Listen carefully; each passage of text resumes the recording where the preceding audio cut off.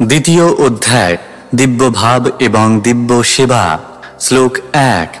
व्यास उवाच इति सम्प्रश्न संहृष्टो विप्राणां रौमहर्षणिः प्रतिपूज्य वचस्तेषां प्रवक्तुमुपचक्रमे। অনুবাদ। রোমহর্ষণ পুত্র উগ্রশ্রবা শৌনকাদি ব্রাহ্মণদের সেই সব প্রশ্নে সম্পূর্ণরূপে পরিতৃপ্ত হয়ে তাদের ধন্যবাদ জানালেন এবং তাদের প্রশ্নের উত্তর দিতে শুরু করলেন। তাৎপর্য: নৈমিষারণ্যের ঋষিরা সুত গোস্বামীকে 6টি প্রশ্ন করেছিলেন এবং তাই তিনি একে একে সেই প্রশ্নগুলির উত্তর দিয়েছিলেন। শ্লোক 2। सूत उवाच यं प्रव्रजन्तमुनपेतमपेतकृत्यं द्वैपायनो विरहकातर आजुहाव पुत्रेति तन्मयतया तरवोऽभिनेदुस्तं सर्वभूतहृदयं मुनिमानतोऽस्मि। অনুবাদ। শ্রীল সুত গোস্বামী বললেন, আমি সেই মহর্ষিকে আমার প্রণতি নিবেদন করছি যিনি সমস্ত জীবের হৃদয়ে প্রবেশ করতে পারেন। তিনি যখন সন্ন্যাস অবলম্বন করার জন্য উপনয়ন অনুষ্ঠান হওয়ার আগেই গৃহত্যাগ করে চলে যাচ্ছিলেন, তখন তার পিতৃদেব শ্রীল ব্যাসদেব তাঁর বিরহে কাতর হয়ে তাঁকে হে পুত্র বলে আহ্বান করেছিলেন। তখন তার ভাবনায় তন্ময় বৃক্ষরাজিও বিরহ কাতর পিতার ব্যথায় ব্যথিত হয়ে প্রত্যুত্তর করেছিল। তাৎপর্য: বর্ণাশ্রম ধর্মের অনুগামীদের বহু বিধি বিধান পালন করতে হয়। তার একটি বিধি হচ্ছে বৈদিক শাস্ত্র অধ্যয়নের অভিলাষী শিক্ষার্থীকে অবশ্যই সদ্গুরুর শরণাপন্ন হতে হবে এবং তার কাছে দীক্ষার জন্য প্রার্থনা করতে হবে। পবিত্র যজ্ঞোপবীত হচ্ছে আচার্যের কাছে বেদ পাঠের উপযুক্ত যোগ্যতা লাভের স্বীকৃতি। সুখদেব গোস্বামীকে এই ধরনের পবিত্রীকরণ অনুষ্ঠান করতে হয়নি, কেননা তিনি তার জন্মের সময় থেকেই মুক্ত পুরুষ ছিলেন। সাধারণত মানুষের জন্ম হয় অজ্ঞানের অন্ধকারে এবং পবিত্রীকরণ অনুষ্ঠানের মাধ্যমে তার দ্বিতীয় জন্ম হয় বা দ্বিজত্ব প্রাপ্তি হয়। কেউ যখন নতুন আলোক দর্শন করেন এবং পারমার্থিক উন্নতি লাভের পন্থা অনুসন্ধান করেন, তখন তিনি বৈদিক জ্ঞান আহরণ করার জন্য সদ্গুরুর শরণাগত হন। সদ্গুরু কেবল ঐকান্তিক তত্ত্বানুসন্ধানীকেই তাঁর শিষ্যরূপে গ্রহণ করেন এবং তাকে উপনয়নের মাধ্যমে যজ্ঞোপবীত দান করেন। এইভাবে মানুষের দ্বিতীয় জন্ম বা দ্বিজত্ব লাভ হয়। দ্বিজত্ব লাভের পর বেদ পাঠের যোগ্যতা অর্জন করা যায় এবং যথাযথভাবে বৈদিক জ্ঞান লাভ হলে বিপ্র হওয়া যায়। বিপ্র অথবা উপযুক্ত ব্রাহ্মণ এইভাবে পরম তত্ত্ব জ্ঞান লাভ করে পারমার্থিক জীবনে উন্নতি সাধন করে এবং তারপর তিনি বৈষ্ণব স্তরে অধিষ্ঠিত হন। বৈষ্ণব স্তর হচ্ছে ব্রাহ্মণত্বের স্নাতকোত্তর। প্রগতিশীল ব্রাহ্মণকে অবশ্যই বৈষ্ণব হতে হয়, কেননা বৈষ্ণবী হচ্ছে যথার্থ আত্মজ্ঞানী তত্ত্বদ্রষ্টা ব্রাহ্মণ। শ্রীল সুখদেব গোস্বামী প্রথম থেকেই বৈষ্ণব ছিলেন, তাই তার বর্ণাশ্রম প্রথা অবলম্বন করার কোনো প্রয়োজন ছিল না। বর্ণাশ্রম ধর্মের চরম লক্ষ্য হচ্ছে কলুষিত মানুষকে ভগবানের শুদ্ধ ভক্ত বা বৈষ্ণবে পরিণত করা। তাই কেউ যখন উত্তম অধিকারী বৈষ্ণবের কৃপায় বৈষ্ণবত্ব লাভ করেন, তখন তার যে কুলেই জন্ম হোক না কেন তাকে ব্রাহ্মণ বলে গণ্য করা হয়। সেই ভাবধারা গ্রহণ করেই শ্রী চৈতন্য মহাপ্রভু যবন কুলজাত শ্রীল হরিদাস ঠাকুরকে নামাচার্যের পদে অভিষিক্ত করেছিলেন। শ্রীল সুখদেব গোস্বামী বৈষ্ণব রূপেই জন্মগ্রহণ করেছিলেন এবং সেই সূত্রে ব্রাহ্মণোচিত সমস্ত গুণাবলী স্বাভাবিকভাবেই তার মধ্যে বিরাজমান ছিল। তাই আনুষ্ঠানিকভাবে কিছু করার প্রয়োজন তাঁর ছিল না। বৈষ্ণবের কৃপায় কিরাত, হুন, আন্ধ্র, পুলিন্দ, পুলকশ, আভীর, শুম্ভ, যবন, খস ইত্যাদি নিজ কুলোদ্ভূত মানুষেরাও সর্বোচ্চ পারমার্থিক স্তরে উন্নীত হতে পারে।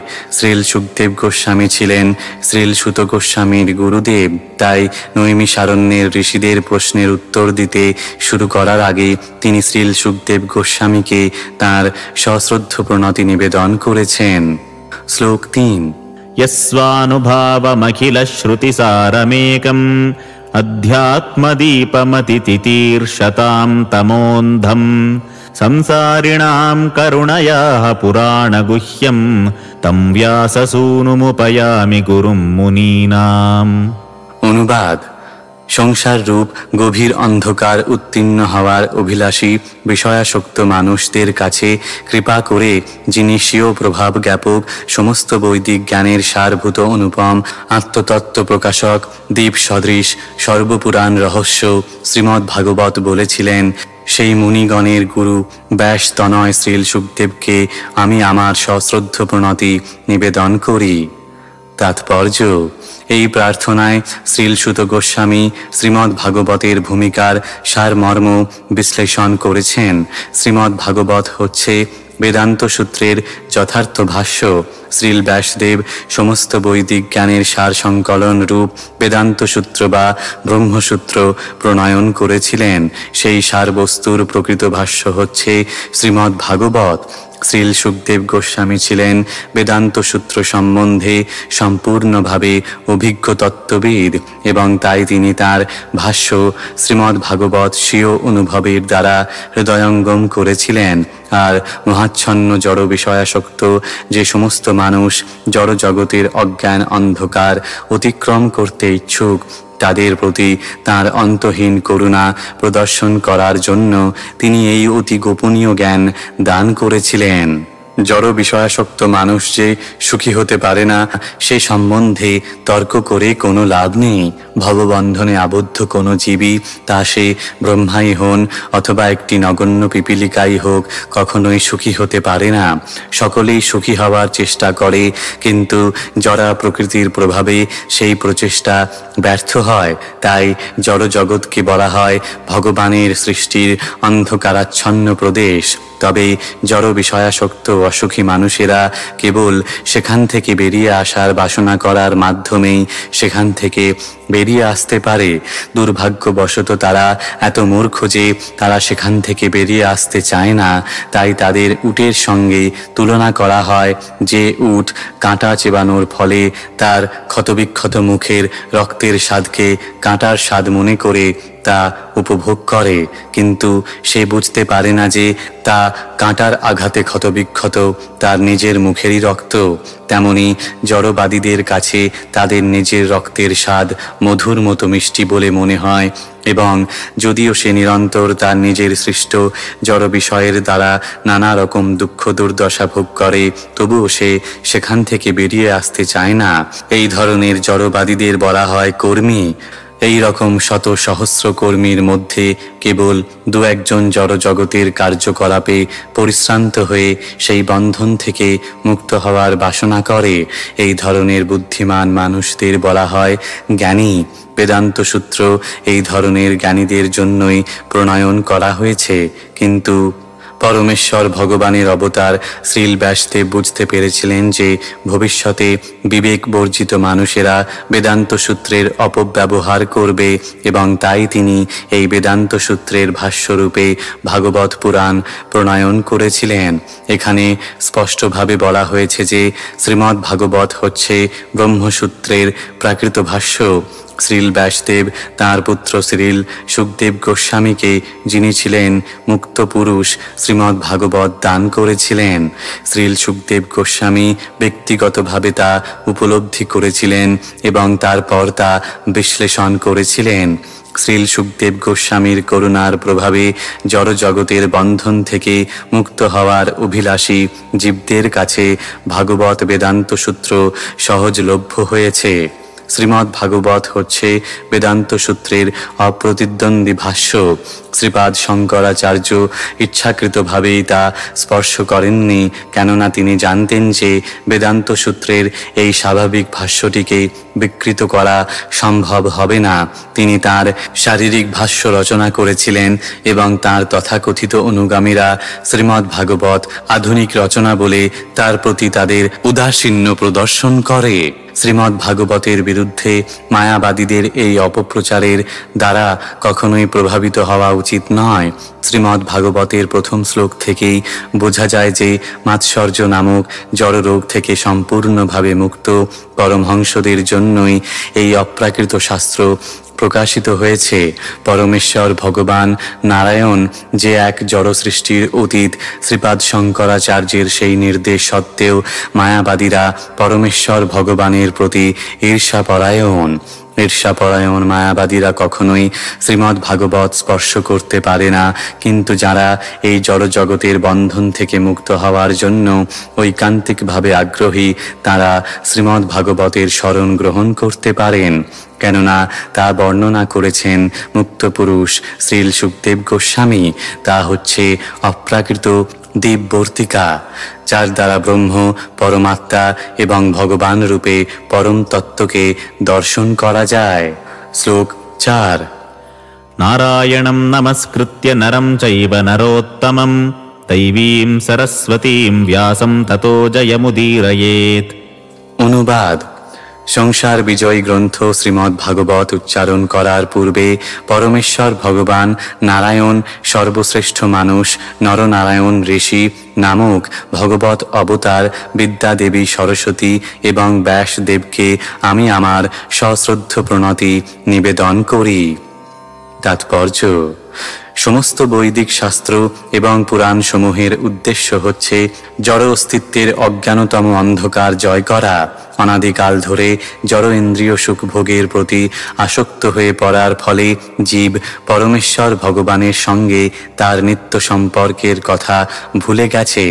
এই জড় জগতে সে নিরন্তর জীবন সংগ্রামে লিপ্ত এবং নানা রকম পরিকল্পনা করা সত্ত্বেও সে কখনোই এই জড় জগতের বন্ধন থেকে মুক্ত হতে পারে না। এই জীবন সংগ্রামে সে যদি জয়ী হতে চায়, তাহলে তাকে অবশ্যই পরমেশ্বর ভগবানের সঙ্গে তার নিত্য সম্পর্কের পুনঃপ্রতিষ্ঠা করতে হবে। এইভাবে যারা ভবরোগ নিরাময় করতে চায়, তাদের অবশ্য বেদ এবং পুরাণ আদি শাস্ত্র গ্রন্থের শরণাগত হতে হবে। মূর্খ লোকেরা বলে যে বেদের সঙ্গে পুরাণের কোনো সম্পর্ক নেই, কিন্তু প্রকৃতপক্ষে পুরাণ হচ্ছে বিভিন্ন ধরনের মানুষের কাছে ভগবতত্ত্ব বিশ্লেষণ করার উদ্দেশ্যে বেদেরই সংযোজন। সমস্ত মানুষই সমপর্যায়ভুক্ত নয়, কিন্তু মানুষ সত্যগুণের দ্বারা প্রভাবিত, কিছু মানুষ রজগুণের দ্বারা প্রভাবিত, আর কিছু মানুষ তমগুণের দ্বারা প্রভাবিত। পুরাণগুলি এমনভাবে বিভক্ত হয়েছে যে যে কোনো শ্রেণীর মানুষই সেই সুযোগের সদ্ব্যবহার করে তাদের স্বরূপে অধিষ্ঠিত হতে পারে এবং জড়জগতের দুর্দশাগ্রস্ত অবস্থা থেকে মুক্ত হতে পারে। শ্রীল সুত গোস্বামী দেখিয়ে গেছেন পুরাণ কিভাবে পাঠ করতে হয়। যে সমস্ত মানুষ বৈদিক শাস্ত্র এবং পুরাণের বাণী প্রচার করতে চান, তাদের পক্ষে এই পন্থা অনুসরণ করা উচিত। শ্রীমদ্ ভাগবত হচ্ছে অমল পুরাণ এবং যে সমস্ত মানুষ চিরতরে এই জড়জগতের বন্ধন থেকে মুক্ত হওয়ার অভিলাষী, তাদের জন্যই এটি বিশেষভাবে নির্দিষ্ট হয়েছে। শ্লোক 5। মুনয়ঃ সাধু পৃষ্টোহম ভবদ্ভির্লোকমঙ্গলম যৎকৃতঃ কৃষ্ণ সম্প্রশ্নো येनात्मा সুপ্রসীদতি। অনুবাদ: হে ঋষিগণ, আপনারা আমাকে যথার্থ প্রশ্নই জিজ্ঞাসা করেছেন। আপনাদের প্রশ্নগুলি অতি উত্তম, কেননা সেগুলি কৃষ্ণ বিষয়ক এবং তাই তা জগতের মঙ্গল সাধন করে। এই ধরনের পরিপ্রশ্নের দ্বারাই কেবল আত্মা সম্পূর্ণরূপে প্রসন্ন হয়। তাৎপর্য: পূর্বে বলা হয়েছে যে শ্রীমদ্ ভাগবতে পরম সত্যই হচ্ছে জ্ঞাতব্য বিষয়। তাই নৈমিষারণ্যের ঋষিদের প্রশ্নগুলি ছিল যথার্থ পরিপ্রশ্ন, কেননা সেগুলি ছিল পরমেশ্বর ভগবান পরম সত্য শ্রীকৃষ্ণের সম্বন্ধে। ভগবদ গীতায় অধ্যায় 15 শ্লোক 15 পরমেশ্বর ভগবান শ্রীকৃষ্ণ বলেছেন যে সমস্ত বেদের একমাত্র জ্ঞাতব্য বিষয় হচ্ছেন তিনি। তাই শ্রীকৃষ্ণ সম্বন্ধীয় প্রশ্নগুলি হচ্ছে বৈদিক অনুসন্ধানের সার বস্তু। সমগ্র জগৎ প্রশ্ন এবং উত্তরে পূর্ণ। পশু পক্ষী মনুষ্য সকলেই নিরন্তর প্রশ্ন এবং উত্তরে ব্যস্ত। সকালবেলায় পাখিরা তাদের কুলায় প্রশ্ন এবং উত্তরে ব্যস্ত হয়, আবার সন্ধ্যাবেলায় তারা নিরে ফিরে প্রশ্ন এবং উত্তরে ব্যস্ত ব্যস্ত হয়। মানুষ রাত্রে গভীর নিদ্রায় যখন মগ্ন থাকে, সেই সময়টি ছাড়া সর্বক্ষণ সে হয় প্রশ্ন করে, নয়তো উত্তর দেয়। বাজারের দোকানদারেরা প্রশ্ন উত্তরে ব্যস্ত, বিচারালয়ে আইনজীবীরা প্রশ্ন উত্তরে ব্যস্ত, আর স্কুল কলেজে ছাত্ররাও প্রশ্ন উত্তরে ব্যস্ত। সংসদে দেশ নেতারা সকলে প্রশ্ন উত্তরে ব্যস্ত, রাজনীতিবিদেরা এবং সাংবাদিকেরাও প্রশ্ন উত্তরে ব্যস্ত। যদিও তারা সারা জীবন ধরে এইভাবে প্রশ্ন উত্তর নিয়েই ব্যস্ত থাকে, তবুও তারা প্রসন্ন হতে পারে না। আত্মার প্রসন্নতা কেবল কৃষ্ণ বিষয়ক প্রশ্ন এবং উত্তরের মাধ্যমেই লাভ করা যায়। শ্রীকৃষ্ণ হচ্ছেন আমাদের সবচাইতে অন্তরঙ্গ প্রভু, সখা, পিতা, পুত্র এবং প্রেমিক। শ্রীকৃষ্ণকে ভুলে যাওয়ার ফলে আমার প্রশ্ন এবং উত্তরের কত বিষয় উদ্ভাবন করেছি, কিন্তু তার একটিও আমাদের পূর্ণ প্রসন্নতা দান করতে পারে না। শ্রীকৃষ্ণ ব্যতীত সব কিছুই কেবল ক্ষণিকের তৃপ্তি দান করতে পারে। তাই আমরা যদি পূর্ণরূপে পরিতৃপ্ত হতে চাই, তাহলে আমাদের শ্রীকৃষ্ণের সম্বন্ধে প্রশ্ন করতে হবে, অথবা শ্রীকৃষ্ণ সম্বন্ধীয় প্রশ্নের উত্তর দিতে হবে। আমরা প্রশ্ন না করে অথবা উত্তর না দিয়ে এক মুহূর্তও থাকতে পারি না। যেহেতু শ্রীমদ্ ভাগবত শ্রীকৃষ্ণ বিষয়ক প্রশ্ন এবং উত্তরের আলোচনা করে, তাই এই অপ্রাকৃত গ্রন্থটি পাঠ করে অথবা শ্রবণ করে আমরা সর্বোচ্চ আনন্দ লাভ করতে পারি। তাই মানুষের কর্তব্য হচ্ছে শ্রীমদ্ ভাগবতের তত্ত্ব হৃদয়ঙ্গম করে সব রকমের সামাজিক, রাজনৈতিক অথবা ধর্ম বিষয়ক সমস্যার সমাধান করা। শ্রীমদ্ ভাগবত এবং শ্রীকৃষ্ণ হচ্ছেন সব কিছুর সার সমষ্টি। শ্লোক 6। स वै पुंसां परो धर्मो यतो भक्तिरधोक्षजे अहैतुक्यप्रतिहता ययात्मा सुप्रसीदति। অনুবাদ: সমস্ত মানুষের পরম ধর্ম হচ্ছে সেই ধর্ম যার দ্বারা ইন্দ্রিয়জাত জ্ঞানের অতীত শ্রীকৃষ্ণে অহেতুকী এবং অপ্রতিহতা ভক্তি লাভ করা যায়। সেই ভক্তি বলে অনর্থ নিবৃত্তি হয়ে আত্মা যথার্থ প্রসন্নতা লাভ করে। তাৎপর্য: এইখানে শ্রীল সুত গোস্বামী নৈমিষারণ্যের ঋষিদের প্রথম প্রশ্নের উত্তর দিচ্ছেন। ঋষিরা তাঁকে অনুরোধ করেছিলেন সমস্ত বৈদিক শাস্ত্রের সারমর্ম বিশ্লেষণ করতে এবং তার মূল তত্ত্বটি দান করতে, যাতে কলিযুগের অধঃপতিত মানুষেরা তা অনায়াসে গ্রহণ করতে পারে। বেদে মানুষের জন্য দুটি মার্গ বর্ণিত হয়েছে। তার একটি হচ্ছে প্রবৃত্তি মার্গ অথবা ইন্দ্রিয় সুখ উপভোগের পন্থা, এবং অন্যটি হচ্ছে নিবৃত্তি মার্গ অথবা ইন্দ্রিয় সুখ ত্যাগের পন্থা। প্রবৃত্তি মার্গ হচ্ছে নিকৃষ্ট এবং পরমেশ্বর ভগবানের জন্য ইন্দ্রিয় সুখ ত্যাগ করার পন্থা। নিবৃত্তি মার্গ হচ্ছে উৎকৃষ্ট পন্থা। জড় জাগতিক জীবন হচ্ছে জীবের একটি রোগগ্রস্ত অবস্থা। প্রকৃত জীবন হচ্ছে পারমার্থিক জীবন বা ব্রহ্মভূত অবস্থা, যেখানে জীবন নিত্য, পূর্ণ জ্ঞানময় এবং আনন্দময়। জড় জীবন অনিত্য, মোহাচ্ছন্ন এবং দুঃখময়। এই জীবনে কোনো রকম আনন্দ নেই। এখানে যা রয়েছে তা হচ্ছে দুর্দশাগ্রস্ত অবস্থা থেকে উদ্ধার পাওয়ার অর্থহীন প্রচেষ্টা, এবং সেই সাময়িক দুঃখ নিবৃত্তিকেই বলা হয় সুখ। তাই অনিত্য, অজ্ঞান এবং নিরানন্দময় জড় সুখ ভোগের উন্নতি সাধন করার যে প্রচেষ্টা, তা নিকৃষ্ট। কিন্তু পরমেশ্বর ভগবানের প্রতি ভক্তি, যা মানুষকে নিত্য জ্ঞানময় এবং আনন্দময় জীবনের দিকে পরিচালিত করে, তা অবশ্যই অনেক উন্নত মার্গ। এই ভক্তি কখনো কখনো নিকৃষ্ট স্তরের বাসনার দ্বারা প্রভাবিত হয়ে কলুষিত হয়ে পড়ে। যেমন জড়জাগতিক লাভের আশায় ভগবত ভক্তির পন্থা অবলম্বন করার যে প্রয়াস, তা নিবৃত্তি মার্গে অগ্রসর হওয়ার পথে একটি মস্ত বড় প্রতিবন্ধক। পরম মঙ্গল সাধনের জন্য বিষয় বাসনা ত্যাগ করা অবশ্যই অনেক উন্নত স্তরের বৃত্তি। বিষয় সুখ কেবল ভবরোগের যন্ত্রণা বৃদ্ধি করে। তাই ভগবত ভক্তি সব সময় বিশুদ্ধ হওয়া উচিত, অর্থাৎ তাতে যেন জড়সুখ ভোগের কোনো রকম বাসনা মিশ্রিত না থাকে। তাই মানুষের কর্তব্য হচ্ছে সব রকমের জড়সুখ ভোগের কামনা বাসনা রহিত হয়ে সকাম কর্মের বাসনার দ্বারা প্রভাবিত না হয়ে এবং মনোধর্ম প্রসূত জ্ঞানের প্রয়াস প্রয়াস রহিত হয়ে শুদ্ধ ভগবত ভক্তির উন্নত পন্থা অবলম্বন করা। এইভাবে তাঁর সেবায় যুক্ত হওয়ার মাধ্যমেই কেবল নিত্য আনন্দ লাভ করা যায়। আমরা ইচ্ছাকৃতভাবেই ধর্মকে বৃত্তি বলে অভিহিত করছি, কেননা ধর্ম কথাটির মৌলিক অর্থ হচ্ছে অস্তিত্ব বজায় রাখার পন্থা। জীবের অস্তিত্বের সার্থকতা হচ্ছে পরমেশ্বর ভগবান শ্রীকৃষ্ণের সঙ্গে নিত্য সম্পর্ক যুক্ত হয়ে কর্ম করা। শ্রীকৃষ্ণ হচ্ছেন সমস্ত জীবের মূল আশ্রয় এবং তিনি হচ্ছেন সমস্ত নিত্য বস্তুর পরম নিত্য পুরুষ এবং সমস্ত চেতন বস্তুর মধ্যে পরম চেতন পুরুষ। প্রতিটি জীবই তাই স্বরূপে নিত্য এবং শ্রীকৃষ্ণ হচ্ছেন তাদের সকলের নিত্য আকর্ষণ। শ্রীকৃষ্ণ হচ্ছেন পূর্ণ পুরুষোত্তম এবং অন্য সব কিছুই হচ্ছে তার বিভিন্ন অংশ। শ্রীকৃষ্ণের সঙ্গে সমস্ত জীবের সম্পর্ক হচ্ছে প্রভুভৃত্যের সম্পর্ক।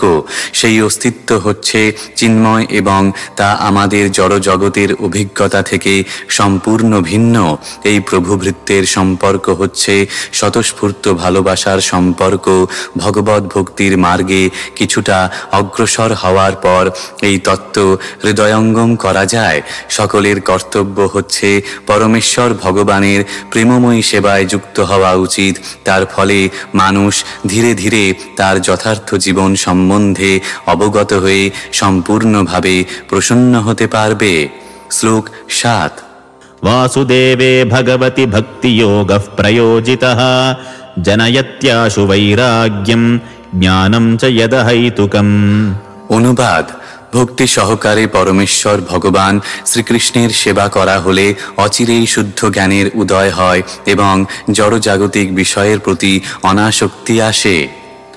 তাৎপর্য: যারা মনে করে যে পরমেশ্বর ভগবান শ্রীকৃষ্ণের প্রতি ভক্তি ভাবুকের ভাব প্রবণতা ছাড়া আর কিছু নয়, তারা তর্ক উত্থাপন করে বলতে পারে যে শাস্ত্রে যজ্ঞ, দান, তপশ্চর্যা, জ্ঞান, যোগ ইত্যাদি পারমার্থিক উপলব্ধির বহু পন্থা নির্দেশিত হয়েছে। তাদের মতে যারা উচ্চ স্তরের কার্যকলাপ অনুষ্ঠান করতে পারে না, তাদের জন্যই ভগবত ভক্তির পন্থা নির্দেশিত হয়েছে। অনেকে আবার বলে যে ভগবত ভক্তির পন্থা শূদ্র, বৈশ্য এবং স্ত্রীলোকদের জন্য নির্দেশিত হয়েছে, কিন্তু তাদের এই যুক্তির কোনো সত্যতা নেই। ভগবত ভক্তি হচ্ছে সমস্ত পারমার্থিক কার্যকলাপের মধ্যে সর্বশ্রেষ্ঠ এবং তাই এই পন্থা মহিমান্বিত এবং তা অত্যন্ত সরল। যে সমস্ত শুদ্ধ ভক্ত ঐকান্তিকভাবে ভগবানের সঙ্গে সম্পর্কযুক্ত হওয়ার প্রয়াসী, তাদের কাছে এই পন্থা হচ্ছে সর্বশ্রেষ্ঠ। এবং ভক্তিযোগের দোরগোড়ায় দাঁড়িয়ে আছেন যে সমস্ত নবীন ভক্ত, তাদের কাছে এই পন্থাটি অত্যন্ত সরল। পরমেশ্বর ভগবান শ্রীকৃষ্ণের সঙ্গে সম্পর্কযুক্ত হওয়ার এই পন্থাটি একটি মহৎ বিজ্ঞান এবং তা প্রতিটি জীবের জন্যই উন্মুক্ত। এমনকি স্ত্রী, বৈশ্য, শূদ্রের থেকেও নিম্ন স্তরে রয়েছে যে সমস্ত অন্তজ, তাদের সকলের জন্যই ভগবত ভক্তির দ্বার উন্মুক্ত। সুতরাং উচ্চ স্তরের ব্রাহ্মণ এবং আত্মজ্ঞানী রাজাদের আর কি কথা। অন্য যে সমস্ত পন্থা বেদে নির্দেশিত হয়েছে, যথা যজ্ঞ, দান, তপশ্চর্যা ইত্যাদি, তা সবই ভগবত ভক্তির আনুষঙ্গিক ক্রিয়া। জ্ঞান এবং বৈরাগ্য হচ্ছে পারমার্থিক উন্নতির পথে দুটি অত্যন্ত গুরুত্বপূর্ণ অঙ্গ। পারমার্থিক পথ জড় এবং চিন্ময় উভয় বিষয়েই পূর্ণ জ্ঞান দান করে এবং এইভাবে পূর্ণ জ্ঞান লাভ করে মানুষ জড়বন্ধন থেকে মুক্ত হয়ে পারমার্থিক কার্যকলাপে আগ্রহান্বিত হয়। জড় বিষয়ের প্রতি অনাসক্ত নিষ্ক্রিয়তা নয়, যা অল্প বুদ্ধি সম্পন্ন মানুষেরা মনে করে থাকে। নৈশকর্ম কথাটির অর্থ হচ্ছে অপ্রয়োজনীয় বিষয়গুলি ত্যাগ করা। ত্যাগ বলতে প্রয়োজনীয় বিষয় ত্যাগের কথা বলা হচ্ছে না, তেমনি জড় বিষয় ত্যাগ বলতে জীবের যথার্থ কর্ম ত্যাগের কথা বলা হচ্ছে না। ভক্তিমার্গের উদ্দেশ্য হচ্ছে বাস্তব বস্তু সম্পর্কে অবগত হওয়া। যখন বাস্তব বস্তুকে জানা যায়, তখন অবাস্তব বিষয়গুলি আপনা থেকেই দূর হয়ে যায়। তাই বাস্তব বস্তুর প্রতি বাস্তবভাবে সেবাযুক্ত হওয়ার ফলে ভগবত ভক্তির বিকাশ হয় এবং তখন জীব আপনা থেকেই নিকৃষ্ট বিষয়ের প্রতি নিরাসক্ত হয়, তখন স্বাভাবিকভাবেই সে উৎকৃষ্ট বস্তুর প্রতি আসক্ত হয়। তেমনি ভগবত ভক্তি জীবের পরম বৃত্তি হওয়ার ফলে তা মানুষকে জড় জগতে ইন্দ্রিয় সুখ ভোগের প্রচেষ্টা থেকে মুক্ত করে। সেটি হচ্ছে শুদ্ধ ভক্তের লক্ষণ। তিনি মূর্খ নন, অথবা তিনি নিকৃষ্ট স্তরের কার্যকলাপে যুক্ত নন, অথবা তার কোনো জাগতিক আসক্তিও নেই। শুষ্ক যুক্তিতর্ক দিয়ে এই স্তরে উন্নীত হওয়া যায় না। তা সম্ভব হয় কেবল পরমেশ্বর ভগবানের কৃপার প্রভাবেই, অর্থাৎ ভগবানের শুদ্ধ ভক্তের মধ্যে জ্ঞান, বৈরাগ্য আদি সবকটি দিব্য গুণই বর্তমান থাকে। কিন্তু জ্ঞান থাকলেই অথবা অনাসক্ত হলেই ভগবত ভক্তির তত্ত্ব জানা যায় না। ভক্তি হচ্ছে মানুষের সর্বশ্রেষ্ঠ বৃত্তি। শ্লোক ৮। ধর্মস্বনুষ্ঠিতঃ পুংসাং বিশ্বক্সেন কথাসু ইয়ঃ নোৎপাদয়েদ্যদি রতিম শ্রম এব হি কেবলম। অনুবাদ: স্বীয় বৃত্তি অনুসারে বর্ণাশ্রম পালন রূপ স্বধর্ম অনুষ্ঠান করার ফলেও যদি পরমেশ্বর ভগবানের মহিমা শ্রবণ কীর্তনে আসক্তির উদয় না হয়, তাহলে তা বৃথাশ্রম মাত্র। তাৎপর্য: মানুষের বিভিন্ন রকমের প্রবৃত্তি অনুসারে বিভিন্ন রকমের ধর্ম রয়েছে। জড় বিষয়াসক্ত যে মানুষ তার স্থূল জড় শরীরটির ঊর্ধ্বে আর কিছুই দর্শন করতে পারে না, তার কাছে তার ইন্দ্রিয়ের অতীত আর কিছুই নেই। তাই তার বৃত্তিগত কার্যকলাপ কেন্দ্রীভূত ও প্রসারিত স্বার্থপরতার মধ্যে আবদ্ধ থাকে।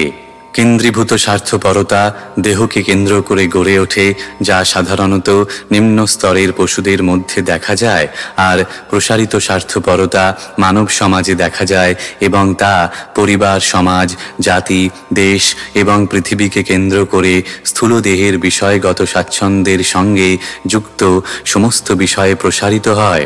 এই সমস্ত স্থূল জড়বাদীদের ঊর্ধ্বে রয়েছে মনোধর্মীরা, যারা তাদের মনোরাজ্যে বিচরণ করে এবং তাদের বৃত্তিগত কার্যকলাপ হচ্ছে কবিতা রচনা করা বা দার্শনিক মতবাদ সৃষ্টি করা, যেগুলি হচ্ছে দেহ এবং মনের মধ্যে সীমাবদ্ধ স্বার্থপরতা। কিন্তু এই দেহ এবং মনের ঊর্ধ্বে অবস্থান করছেন সুপ্ত আত্মা। দেহে যার অনুপস্থিতির ফলে দেহগত এবং মনোগত স্বার্থপরতাই অর্থহীন হয়ে যায়। কিন্তু অল্পবুদ্ধি সম্পন্ন মানুষদের আত্মার প্রয়োজন সম্বন্ধে কোনো ধারণা নেই। যেহেতু মূর্খ মানুষদের আত্মা সম্বন্ধে কোনো ধারণা নেই এবং যেহেতু তারা জানে না যে আত্মা দেহ এবং মনের অতীত, তাই তারা তাদের বৃত্তি অনুসারে কর্ম করেও তৃপ্ত হতে পারে না। আত্মার তৃপ্তি বা প্রসন্নতা সম্বন্ধে প্রশ্নের উত্থাপন এখানে করা হয়েছে। আত্মা স্থূল দেহ এবং সূক্ষ্ম মনের অতীত। দেহ এবং মনকে সক্রিয় করে আত্মা। সুপ্ত আত্মার প্রয়োজনগুলি সম্বন্ধে অবগত না হয়ে শুধুমাত্র দেহ এবং মনের চাহিদাগুলি মিটিয়ে কখনোই সুখী হওয়া যায় না। দেহ এবং মন হচ্ছে বাহ্যিক আবরণ। আত্মার সন্তুষ্টি বিধানের জন্য আত্মার প্রয়োজনগুলি মেটাতে হবে। একটি পাখির খাঁচা পরিষ্কার করে যেমন পাখিটিকে আনন্দ দান করা যায় না, তেমনি দেহ এবং মনের প্রয়োজনগুলি মিটিয়ে আত্মাকে আনন্দ দান করা যায় না। পাখিটিকে আনন্দ দান করতে হলে যেমন তার প্রয়োজনগুলি সম্বন্ধে জানতে হবে, ঠিক তেমনি আত্মাকে আনন্দ দান করতে হলে আত্মার প্রয়োজনগুলি সম্বন্ধে অবগত হতে হবে। আত্মার প্রয়োজন হচ্ছে এই জড় জগতের সীমিত গণ্ডি অতিক্রম করে পূর্ণ স্বাধীনতা লাভ করা। সে চায় এই ব্রহ্মাণ্ডের আবরণগুলি ভেদ করে বেরিয়ে যেতে। সে চায় মুক্তির আলোক এবং মুক্তির আনন্দ উপভোগ করতে। সেই মুক্তি সে তখনই লাভ করতে পারে যখন সে পূর্ণ আনন্দময় পরমেশ্বর ভগবানের সঙ্গে যুক্ত হয়। সকলের হৃদয়েই ভগবানের ভগবানের প্রতি সুপ্ত প্রেম রয়েছে, স্থূল এবং সূক্ষ্ম জড়বস্তুর প্রতি জীবের যে আসক্তি তা জড়দেহ এবং মনের মাধ্যমে চিন্ময় ভগবৎ প্রেমেরই বিকৃত প্রকাশ। তাই আমাদের স্বধর্ম পরায়ণ হতে হবে, যাতে আমরা আমাদের হৃদয়ে দিব্য চেতনার বিকাশ করতে পারি। তা সম্ভব হয় কেবল পরমেশ্বর ভগবানের অপ্রাকৃত কার্যকলাপের মহিমা শ্রবণ এবং কীর্তন করার মাধ্যমে। এবং যে ধর্ম বা বৃত্তিগত কার্যকলাপ অনুষ্ঠানের ফলে পরমেশ্বর ভগবানের অপ্রাকৃত মহিমা শ্রবণ এবং কীর্তনের প্রতি আসক্তির উদয় হয় না, তাকে এখানে শ্রম এবহি কেবলম বলে বর্ণনা করা হয়েছে। তার কারণ হচ্ছে অন্য সমস্ত ধর্ম আত্মাকে মুক্তি দান করতে পারে না। এমনকি মুক্তিকামীদের কার্যকলাপও অর্থহীন বলে বিবেচনা করা হয়েছে, কেননা তারা সমস্ত মুক্তির উৎস যে মুকুন্দ তার সঙ্গে সম্পর্কযুক্ত হতে পারছে না। স্থূল জড়বাদীরা দেখতে পায় যে তাদের সমস্ত জড়জাগতিক বিষয়গুলি সময় এবং স্থানের মধ্যে সীমাবদ্ধ, তা সে এই জগতেই হোক অথবা অন্য জগতেই হোক। এমনকি সে যদি স্বর্গলোকে উন্নীত হয়, সেখানেও সে তার অতৃপ্ত আত্মার আবাস স্বরূপ কোনো নিত্য স্থিতি লাভ করতে পারে না। অতৃপ্ত আত্মার তৃপ্তি সাধনের একমাত্র উপায় হচ্ছে শুদ্ধ ভগবৎ ভক্তির পূর্ণ বৈজ্ঞানিক পন্থা অবলম্বন করা। শ্লোক 9। ধর্মস্য হ্যাপবর্গস্য নার্থোর্থায়োপকল্পতে নার্থস্য ধর্মৈকান্তস্য কামো লাভায় হি স্মৃতঃ। অনুবাদ: সমস্ত ধর্মের উদ্দেশ্যই হচ্ছে চরম মুক্তি লাভ করা।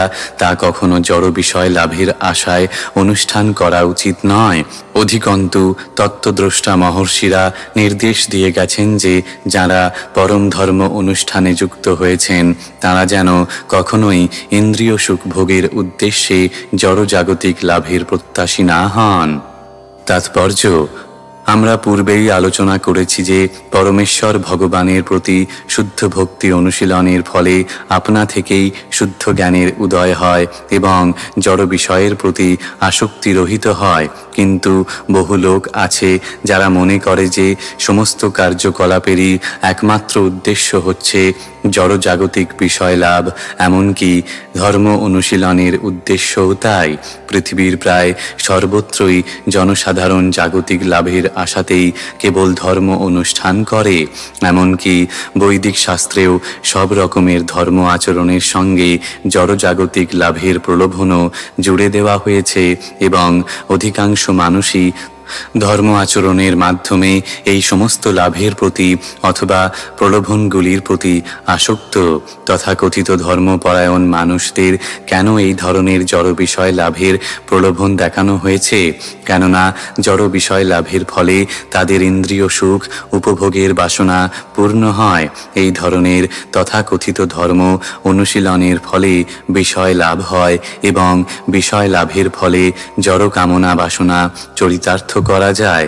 ইন্দ্রিয় সুখ ভোগই হচ্ছে সকাম কর্মীদের সমস্ত কর্মের উদ্দেশ্য।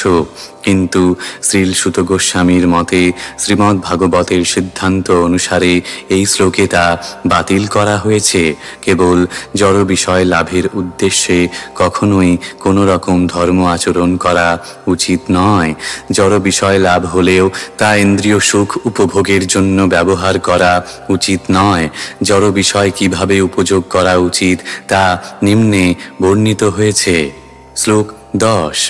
কামস্য নেন্দ্রিয় প্রীতির্লাভো জীবেত যাবতা জীবস্য তত্ত্বজিজ্ঞাসা নার্থো যশ্চেহ কর্মভিঃ।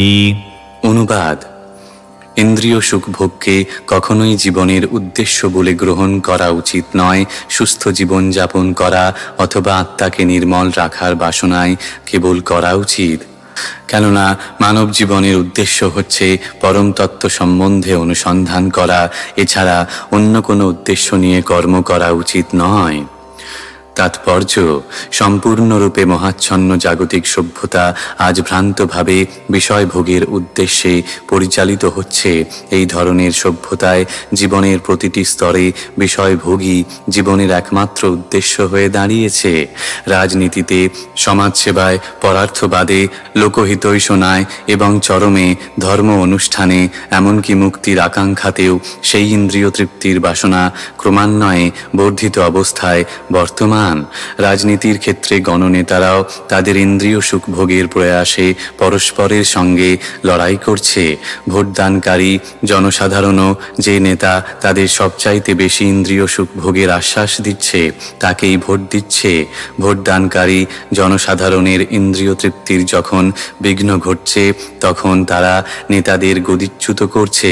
নেতারা সর্বদাই ভোটদানকারীদের নিরাশ করছে, কেননা তারা তাদের প্রতিশ্রুতি অনুসারে ভোটদানকারীদের ইন্দ্রিয় তৃপ্তি সাধন করতে পারছে না। সমস্ত ক্ষেত্রেই এটা চলছে। জীবনের সমস্যাগুলি নিয়ে কেউ মাথা ঘামাচ্ছে না। এমনকি যারা মুক্তির কামনা করছে তারাও তাদের ইন্দ্রিয়ের তৃপ্তি সাধনের জন্য পরম তত্ত্ব বা ব্রহ্মে লীন হয়ে গিয়ে তাদের সত্তা বা আত্মাকে হত্যা করার চেষ্টা করছে। কিন্তু শ্রীমদ্ ভাগবতে নির্দেশ দেওয়া হয়েছে যে ইন্দ্রিয় সুখ ভোগের উদ্দেশ্যে জীবনযাপন করা উচিত নয়। কেবল জীবন ধারণের জন্য যতটুকু বিষয় ভোগের প্রয়োজন ততটুকুই গ্রহণ করা উচিত, ইন্দ্রিয় সুখ ভোগের জন্য নয়। দেহটি যেহেতু ইন্দ্রিয় দিয়ে গঠিত, সেই জন্য তার অন্তত কিছু পরিমাণ বিধিনিষেধগুলি মেনে চলতে হবে। উচ্ছৃঙ্খলভাবে ইন্দ্রিয় সুখ ভোগ করা উচিত নয়। যেমন সন্তান সন্ততি উৎপাদনের জন্য বিবাহের মাধ্যমে স্ত্রী এবং পুরুষের মিলনের পন্থা রয়েছে, কিন্তু ইন্দ্রিয় সুখ ভোগের জন্য তা নির্দিষ্ট হয়নি। আজকের সমাজে সংযমের অভাব বলেই জন্ম নিয়ন্ত্রণের এত পরিকল্পনা করতে হচ্ছে। কিন্তু মূর্খ লোকেরা জানে না যে পরম সত্যের অনুসন্ধান যখন শুরু হয় তখন জন্ম নিয়ন্ত্রণ আপনা থেকেই সাধিত হয়। যারা পরম সত্যের অনুসন্ধানে তারা কখনোই ইন্দ্রিয় সুখ ভোগের অর্থহীন কার্যকলাপে আকৃষ্ট হন না, কেননা তারা পরম সত্যের অনুসন্ধানে সর্বদাই মগ্ন। তাই জীবনের প্রতিটি স্তরে মানুষের পরম সত্যের অনুসন্ধান করা উচিত এবং তার ফলেই কেবল মানুষ সুখী হতে পারবে, কেননা সে তখন ইন্দ্রিয় সুখ ভোগের বিভিন্ন প্রচেষ্টা থেকে বিরত হয়। পরম সত্য যে কি তা পরবর্তী শ্লোকে বর্ণিত হয়েছে। শ্লোক 11। वदन्ति तत्तत्त्वविदस्तत्त्वं यज्ञानमद्वयं ब्रह्मेति परमात्मेति भगवानिति शब्द्यते। অনুবাদ, যা অদ্বয় জ্ঞান অর্থাৎ এক এবং অদ্বিতীয় বাস্তব বস্তু, জ্ঞানীগণ তাকেই পরমার্থ বলেন। সেই তত্ত্ববস্তু ব্রহ্ম, পরমাত্মা ও ভগবান এই ত্রিবিধ সংজ্ঞায় সঙ্গীত বা কথিত হন। তাৎপর্য, পরম তত্ত্ব দৃশ্য এবং দ্রষ্টা উভয়ই এবং গুণগতভাবে তাদের মধ্যে কোনো পার্থক্য নেই। তাই ব্রহ্ম, পরমাত্মা এবং ভগবান গুণগতভাবে অভিন্ন। উপনিষদের অনুগামী জ্ঞানীদের কাছে তা নির্বিশেষ ব্রহ্মরূপে উপলব্ধ হয়। যোগীদের কাছে পরমাত্মা বা হিরণ্যগর্ভরূপে উপলব্ধ হন এবং ভক্তদের কাছে ভগবান রূপে প্রকাশিত হন। পক্ষান্তরে বলা যায়, ভগবান অথবা পরমেশ্বর হচ্ছেন পরম তত্ত্বের সর্বোচ্চ উপলব্ধি। পরমাত্মা হচ্ছেন পরমেশ্বর ভগবানের আংশিক প্রকাশ এবং নির্বিশেষ ব্রহ্ম হচ্ছেন পরমেশ্বর ভগবানের রশ্মি ছটা। যেমন সূর্যকিরণ হচ্ছে সূর্যদেবের রশ্মি ছটা। এই মার্গগুলির অল্প বুদ্ধি সম্পন্ন শিক্ষার্থীরা কখনো কখনো তাদের পন্থার সপক্ষে তর্ক করে, কিন্তু যারা যথার্থ তত্ত্বদ্রষ্টা তারা ভালোভাবেই জানেন যে উপরোক্ত তিনটি তত্ত্বই বিভিন্ন দৃষ্টিভঙ্গির পরিপ্রেক্ষিতে সেই একই পরম তত্ত্বের বিভিন্ন প্রকাশ। শ্রীমদ্ ভাগবতের প্রথম অধ্যায়ের প্রথম শ্লোকে বর্ণিত হয়েছে যে পরম সত্য হচ্ছেন অভিজ্ঞ, সরাট এবং আপেক্ষিক জগতের সব রকম মোহ থেকে মুক্ত। আপেক্ষিক জগতে জ্ঞাতা জ্ঞেয় থেকে ভিন্ন, কিন্তু অদ্বয় তত্ত্বে জ্ঞাতা এবং জ্ঞেয় এক এবং অভিন্ন। আপেক্ষিক জগতে জ্ঞাতা হচ্ছেন চেতন আত্মা, উৎকৃষ্ট শক্তি, আর জ্ঞেয় হচ্ছে জড় পদার্থ পদার্থ বা নিকৃষ্ট শক্তি, তাই সেখানে উৎকৃষ্ট এবং নিকৃষ্ট শক্তির দ্বন্দ্ব রয়েছে। কিন্তু চিন্ময় জগতে জ্ঞাতা এবং জ্ঞেয় উভয়ই উৎকৃষ্ট শক্তি। পরম শক্তিমানের 3 রকমের শক্তি রয়েছে। শক্তি এবং শক্তিমানের মধ্যে কোনো পার্থক্য নেই, তবে তার প্রকাশের তারতম্য রয়েছে। চিন্ময় জগৎ এবং চেতনাত্মা উভয়ই উৎকৃষ্ট শক্তিজাত, কিন্তু জড়জগৎ ভগবানের নিকৃষ্ট শক্তিজাত। জীব যখন নিকৃষ্ট প্রকৃতির সংস্পর্শে আসে তখন সে নিজেকে নিকৃষ্ট শক্তির অন্তর্গত বলে মনে করে মোহাচ্ছন্ন হয়। তাই এই জড়জগতে আপেক্ষিকতা অনুভূত হয়। চিন্ময় স্তরে জ্ঞাতা এবং জ্ঞেয়ের মধ্যে কোনো পার্থক্য নেই এবং তাই সেখানে সবকিছুই হচ্ছে পরম তত্ত্ব। শ্লোক 12। তচ্ছ্রদ্দধানা মুনয়ো জ্ঞানবৈরাগ্যযুক্তয়া পশ্যন্যাত্মানি চাত্মানম ভক্ত্যা শ্রুতগৃহীতয়া। অনুবাদ: অপ্রাকৃত বস্তুতে সুদৃঢ় ও নিশ্চয় বিশ্বাসযুক্ত মুনিগণ জ্ঞান এবং বৈরাগ্যযুক্ত হয়ে শাস্ত্র শ্রবণজনিত উপলব্ধি অনুসারে ভগবানের প্রতি প্রেমময়ী সেবার দ্বারা তাঁদের শুদ্ধ হৃদয়ে পরমাত্মারূপে সেই তত্ত্ববস্তুকে দর্শন করেন। তাৎপর্য: বাসুদেব বা পরমেশ্বর ভগবানের প্রতি ভক্তিযুক্ত সেবার মাধ্যমেই পরম তত্ত্বকে জানা যায়, কেননা তিনি হচ্ছেন পূর্ণ পরম তত্ত্ব। ব্রহ্ম হচ্ছে তাঁর দেহ নির্গত রশ্মি ছটা এবং পরমাত্মা হচ্ছে তাঁর আংশিক প্রকাশ। তাই ব্রহ্ম উপলব্ধি অথবা পরমাত্মা উপলব্ধি হচ্ছে পরম তত্ত্বের আংশিক উপলব্ধি। 4 শ্রেণীর মানুষ রয়েছে: কর্মী, জ্ঞানী, যোগী এবং ভক্ত। কর্মীরা হচ্ছে জড়বাদী, কিন্তু অন্য 3টি শ্রেণীর মানুষেরা অধ্যাত্মবাদী। সর্বশ্রেষ্ঠ অধ্যাত্মবাদী হচ্ছেন ভগবৎ ভক্ত, যারা পরমেশ্বর ভগবানকে উপলব্ধি করতে পেরেছেন। দ্বিতীয় স্তরের অধ্যাত্মবাদী হচ্ছেন তারা যারা পরমেশ্বর ভগবানের অংশপ্রকাশ পরমাত্মাকে আংশিকভাবে উপলব্ধি করেছেন। আর তৃতীয় শ্রেণীর আধ্যাত্মবাদী হচ্ছেন তারা যারা সেই পরম পুরুষের চিন্ময় রশ্মি ছটা দর্শন করেছেন। ভগবদ গীতা এবং অন্যান্য বৈদিক শাস্ত্রে নির্দেশিত হয়েছে যে পরমেশ্বর ভগবানকে জ্ঞান এবং বৈরাগ্যযুক্ত ভক্তির মাধ্যমেই কেবল জানা যায়। আমরা ইতিপূর্বেই জ্ঞান এবং বৈরাগ্যের মাধ্যমে কিভাবে ভক্তিযোগ অবলম্বন করা যায় এই বিষয়ে আলোচনা করেছি। যেহেতু ব্রহ্ম উপলব্ধি এবং পরমাত্মা উপলব্ধির পন্থা দুটি, অর্থাৎ জ্ঞান এবং যোগ পরম তত্ত্ব উপলব্ধির অপূর্ণ পন্থা। ভগবত ভক্তিপূর্ণ জ্ঞানের উপর প্রতিষ্ঠিত এবং জড় বিষয়াসক্তি রহিত বৈরাগ্যযুক্ত এবং তদুপরি তা বেদান্ত শ্রুতির ভিত্তিতে প্রতিষ্ঠিত। এই পূর্ণাঙ্গ পন্থাটির মাধ্যমেই কেবল ঐকান্তিকভাবে অনুসন্ধিৎসু মানুষেরা পরম তত্ত্বকে উপলব্ধি করতে পারেন। তাই ভগবত ভক্তির পন্থা অল্পবুদ্ধি সম্পন্ন অধ্যাত্মবাদীদের জন্য নয়। 3 রকমের ভক্ত রয়েছেন, যথা উত্তম অধিকারী ভক্ত, মধ্যম অধিকারী ভক্ত এবং কনিষ্ঠ অধিকারী ভক্ত। কনিষ্ঠ অধিকারী ভক্ত হচ্ছে তারা যাদের যথার্থ জ্ঞান নেই এবং যারা জড় বিষয়ের প্রতি বৈরাগ্যযুক্ত নয়, কিন্তু তারা মন্দিরে ভগবানের পূজার প্রতি আকৃষ্ট। তাদের বলা হয় প্রাকৃত ভক্ত।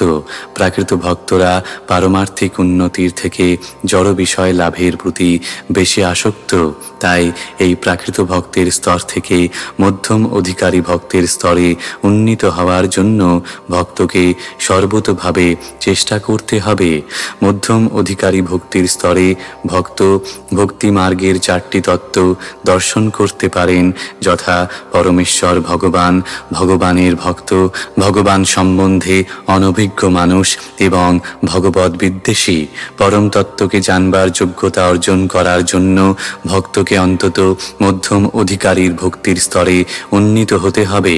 সেই জন্য কনিষ্ঠ অধিকারী ভক্তকে ভগবত ভক্তি সম্বন্ধে ভাগবতের প্রামাণিক সূত্র থেকে নির্দেশ গ্রহণ করতে হবে। প্রথম শ্রেণীর ভাগবত হচ্ছেন ভগবানের শুদ্ধ ভক্ত এবং অন্য ভাগবতটি হচ্ছে ভগবানের বাণী।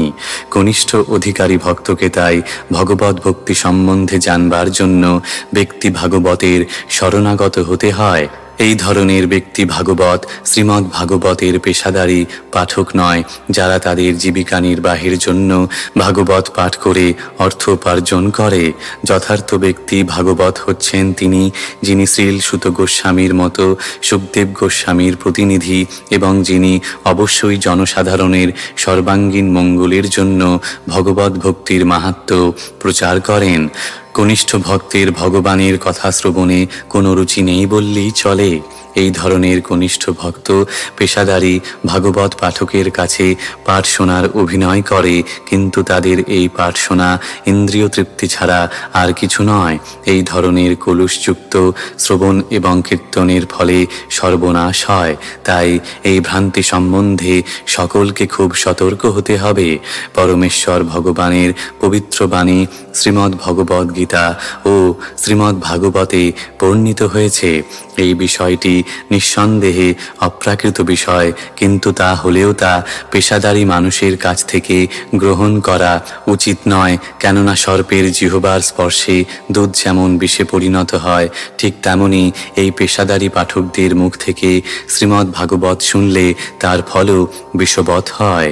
তাই ঐকান্তিক ভক্তকে তার পারমার্থিক মঙ্গল সাধনের জন্য উপনিষদ, বেদান্ত এবং পূর্বতন আচার্য অথবা গোস্বামীদের প্রদত্ত গ্রন্থাবলীর মাধ্যমে বৈদিক জ্ঞান গ্রহণ করার জন্য প্রস্তুত হতে হবে। এই সমস্ত গ্রন্থাবলী শ্রবণ না করলে যথার্থ উন্নতি সাধন করতে পারে না। শ্রবণ এবং অনুশীলন না করে কেবল লোক দেখানো ভক্তি আচরণ করা সম্পূর্ণ অর্থহীন এবং তার ফলে ভগবত ভক্তির পথে এই রকমের উৎপাতের সৃষ্টি হয়। তাই শ্রুতি, স্মৃতি, পুরাণ অথবা পঞ্চরাত্র আদি শাস্ত্রসমূহে প্রদত্ত বিধিবিহীন লোক দেখানো ভক্তি তৎক্ষণাৎ বর্জন করতে হবে। অনধিকারী মানুষকে কখনো শুদ্ধ ভক্ত বলে মনে করা উচিত নয়। বৈদিক শাস্ত্র থেকে প্রাপ্ত জ্ঞানের মাধ্যমে পরমাত্মারূপে নিরন্তর পরমেশ্বর ভগবানকে দর্শন করা যায়, তাকে বলা হয় সমাধি। শ্লোক 13। अत पुंभिर्द्विजश्रेष्ठा वर्णाश्रम विभागशः स्वनुष्ठितस्य धर्मस्य संसिद्धिर्हरितोषणम्। অনুবাদ: হে দ্বিজশ্রেষ্ঠ, তাই সিদ্ধান্ত করা হয়েছে যে স্বীয় প্রবণতা অনুসারে বর্ণাশ্রম ধর্ম পালন করার মাধ্যমে পরমেশ্বর ভগবান শ্রীহরির সন্তুষ্টি বিধান করাই হচ্ছে স্বধর্মের চরম ফল। তাৎপর্য: সারা পৃথিবীর মানব সমাজ 4টি বর্ণ এবং জীবনের 4টি আশ্রমে বিভক্ত। 4টি বর্ণ হচ্ছে বুদ্ধিমান শ্রেণী, সৈনিক, ব্যবসায়ী এবং শ্রমিক। এই শ্রেণী বিভাগগুলি গুণ এবং কর্ম অনুসারে হয়ে থাকে, জন্ম অনুসারে নয়। তারপর জীবনেরও আবার 4টি স্তর রয়েছে, যথা জ্ঞান আহরণের স্তর, গার্হস্থ্য জীবনের স্তর, অবসরপ্রাপ্ত জীবন এবং ভক্তিযোগ অবলম্বন পূর্বক পারমার্থিক জীবন। মানব সমাজের সর্বশ্রেষ্ঠ হিত সাধনের জন্য জীবনের এই বিভাগগুলি অপরিহার্য। তা না হলে কোনো সমাজ ব্যবস্থায় সুষ্ঠুভাবে গড়ে উঠতে পারে না। পরমেশ্বর ভগবানের সন্তুষ্টি বিধানী পূর্বোল্লিখিত বিভাগগুলির উদ্দেশ্য হওয়া উচিত। মানব সমাজের এই বৃত্তি বিভাগকে বলা হয় বর্ণাশ্রম ধর্ম, যা হচ্ছে সভ্য জীবন যাপনের স্বাভাবিক পন্থা। বর্ণাশ্রম বিভাগের উদ্দেশ্য হচ্ছে পরম তত্ত্বকে জানা। এক শ্রেণীর লোকদের অপর শ্রেণীর লোকদের উপর কৃত্রিমভাবে আধিপত্য করার জন্য এই বর্ণাশ্রম ধর্ম নয়। অত্যধিক ইন্দ্রিয় প্রীতির ফলে যখন জীবনের চরম উদ্দেশ্য অর্থাৎ পরমেশ্বর ভগবানকে জানার উদ্দেশ্য ব্যর্থ হয়, তখন স্বার্থপর মানুষেরা এই বর্ণাশ্রম পন্থাকে নিম্নতর শ্রেণীর লোকদের উপর আধিপত্য করার জন্য অসৎভাবে ব্যবহার করে। কলিযুগে এই কৃত্রিম আধিপত্যের প্রভাব চারিদিকেই দেখা যাচ্ছে। কিন্তু বিচক্ষণ মানুষেরা ভালোভাবেই জানেন যে এই বর্ণ এবং আশ্রমের উদ্দেশ্য হচ্ছে আত্মজ্ঞানের উন্নত চিন্তাধারার বিকাশ সাধন করা। এর মাধ্যমে সমাজকে সুষ্ঠুভাবে পরিচালনা করা যায়। এছাড়া এই বর্ণাশ্রম প্রথার আর কোনো উদ্দেশ্য নেই। শ্রীমদ্ ভাগবতের এই শ্লোকে বর্ণনা করা হয়েছে যে জীবনের চরম উদ্দেশ্য অথবা বর্ণাশ্রম ধর্মের চরম ফল হচ্ছে পরমেশ্বর ভগবানের সন্তুষ্টি বিধানের জন্য সম্মিলিতভাবে প্রচেষ্টা করা। সেই কথা ভগবদ্ গীতাতেও অধ্যায় 4 শ্লোক 13 প্রতিপন্ন হয়েছে। শ্লোক 14। তস্মাদেকেন মনসা ভগবান সাত্বতাম পতিঃ শ্রোতব্যঃ কীর্তিতব্যশ্চ ধ্যেয়ঃ পূজ্যশ্চ নিত্যদা। অনুবাদ: তাই একাগ্র চিত্তে নিরন্তর ভক্তবৎসল ভগবানের মহিমা শ্রবণ, কীর্তন, স্মরণ এবং তাঁর আরাধনা করা কর্তব্য। তাৎপর্য: পরম তত্ত্বকে জানা যদি জীবনের চরম উদ্দেশ্য হয়, তাহলে তা অবশ্যই সর্বতোভাবে সম্পাদন করতে হবে। পূর্বোক্ত বর্ণ এবং আশ্রমের প্রতিটি স্তরেই এই 4টি পন্থা অর্থাৎ ভগবানের মহিমা কীর্তন, ভগবানের মহিমা শ্রবণ, ভগবানের লীলা স্মরণ এবং ভগবানের আরাধনা, এই সবই হচ্ছে সাধারণ বৃত্তি। জীবনের এই উদ্দেশ্য রহিত হয়ে কেউ বাঁচতে পারে না। এই 4টি কার্য নিয়েই মানুষের জীবন। বিশেষ করে আধুনিক সমাজের সমস্ত কার্যকলাপই শ্রবণ এবং কীর্তন কেন্দ্রিক। সমাজের যে কোনো স্তরের যে কোনো মানুষের সম্বন্ধে যখন যথার্থভাবে অথবা ভ্রান্তভাবে সংবাদপত্রে প্রশংসা করে অনেক কিছু লেখা হয়, তখন সে অচিরেই সমাজের একজন গণ্যমান্য ব্যক্তিতে পরিণত হয়। কখনো কখনো কোনো বিশেষ দলের রাজনৈতিক নেতাদের সম্বন্ধে সংবাদপত্রে প্রচার হতে দেখা যায় এবং এই ধরনের প্রচারের ফলে একজন নগণ্য অতি অল্প সময়ের মধ্যে একজন গণ্যমান্য ব্যক্তিতে পরিণত হয়। তবে এই ধরনের প্রচার হচ্ছে অযোগ্য মানুষের অপকীর্তির প্রচার এবং তার ফলে কারোরই কোনো মঙ্গল সাধিত হয় না। এই ধরনের প্রচারের ফলে সাময়িক প্রতিক্রিয়া দেখা দিলেও তার কোনো স্থায়ী ফল নেই। তাই এই ধরনের কার্যকলাপগুলি সময়ের অপচয় মাত্র। পরমেশ্বর ভগবানের মহিমায় কেবল কীর্তন করা উচিত, যিনি হচ্ছেন আমাদের সম্মুখে দৃশ্যমান সবকিছুরই সৃষ্টিকর্তা। শ্রীমদ্ ভাগবতের প্রথমেই জন্মাদস্য শ্লোকে আমরা বিশদভাবে সে সম্বন্ধে আলোচনা করেছি। অপরের মহিমা কীর্তন করা অথবা অপরের কথা শ্রবণ করার যে প্রবৃত্তি আমাদের রয়েছে, তা যথার্থভাবে ভগবানের মহিমা কীর্তনে নিয়োগ করতে হবে এবং তার ফলেই যথার্থ শান্তি এবং আনন্দ লাভ হবে। শ্লোক 15। यदनुध्यासिना युक्ताः कर्मग्रन्थि निबन्धनं छिन्दन्ति कोविदास्तस्य को न कुर्यात् कथारितम्। অনুবাদ: পরমেশ্বর ভগবানের অনুসরণ রূপ তরবারির দ্বারা যথার্থ জ্ঞানী পুরুষেরা কর্মবন্ধন ছেদন করেন। তাই সেই ভগবানের কথায় কেই বা রতিযুক্ত হবে না। তাৎপর্য: চিন্ময় স্ফুলিঙ্গ যখন জড় পদার্থের সংস্পর্শে আসে, তখন একটি গ্রন্থির সৃষ্টি হয়, যা কর্মবন্ধন থেকে মুক্তিকামী মানুষদের অবশ্যই ছেদন করতে হয়। মুক্তি কথাটির অর্থ হচ্ছে কর্মফলের বন্ধন থেকে মুক্ত হওয়া। যারা নিরন্তর পরমেশ্বর ভগবানের অপ্রাকৃত লীলাসমূহ স্মরণ করেন, তাদের আপনা থেকেই মুক্তি লাভ হয়ে যায়। কেননা পরমেশ্বর ভগবানের সমস্ত কার্যকলাপই জড়া প্রকৃতির গুণের অতীত। সেগুলি হচ্ছে সর্বাকর্ষক চিন্ময় কার্যকলাপ এবং তাই পরমেশ্বর ভগবানের চিন্ময় কার্যকলাপে নিরন্তর মগ্ন থাকলে বদ্ধজীব ধীরে ধীরে চিন্ময়ত্ব লাভ করেন এবং অবশেষে জড়বন্ধন ছেদন করেন। তাই জড়বন্ধন থেকে মুক্তি লাভ ভগবত ভক্তির একটি আনুষাঙ্গিক ফল। চিন্ময় জ্ঞান মুক্তি লাভের জন্য যথেষ্ট নয়। সেই জ্ঞান অবশ্যই ভক্তিযুক্ত সেবা সমন্বিত হতে হবে, যাতে অবশেষে ভগবত ভক্তির প্রাধান্যই কেবল বর্তমান থাকে। তখনই মুক্তি লাভ সম্ভব হয়। এমনকি সকাম কর্মীদের কর্ম ভক্তিযুক্ত সেবা মিশ্রিত হলেই তবে মুক্তি দান করে। ভগবত ভক্তি মিশ্রিত কর্মকে বলা হয় কর্মযোগ।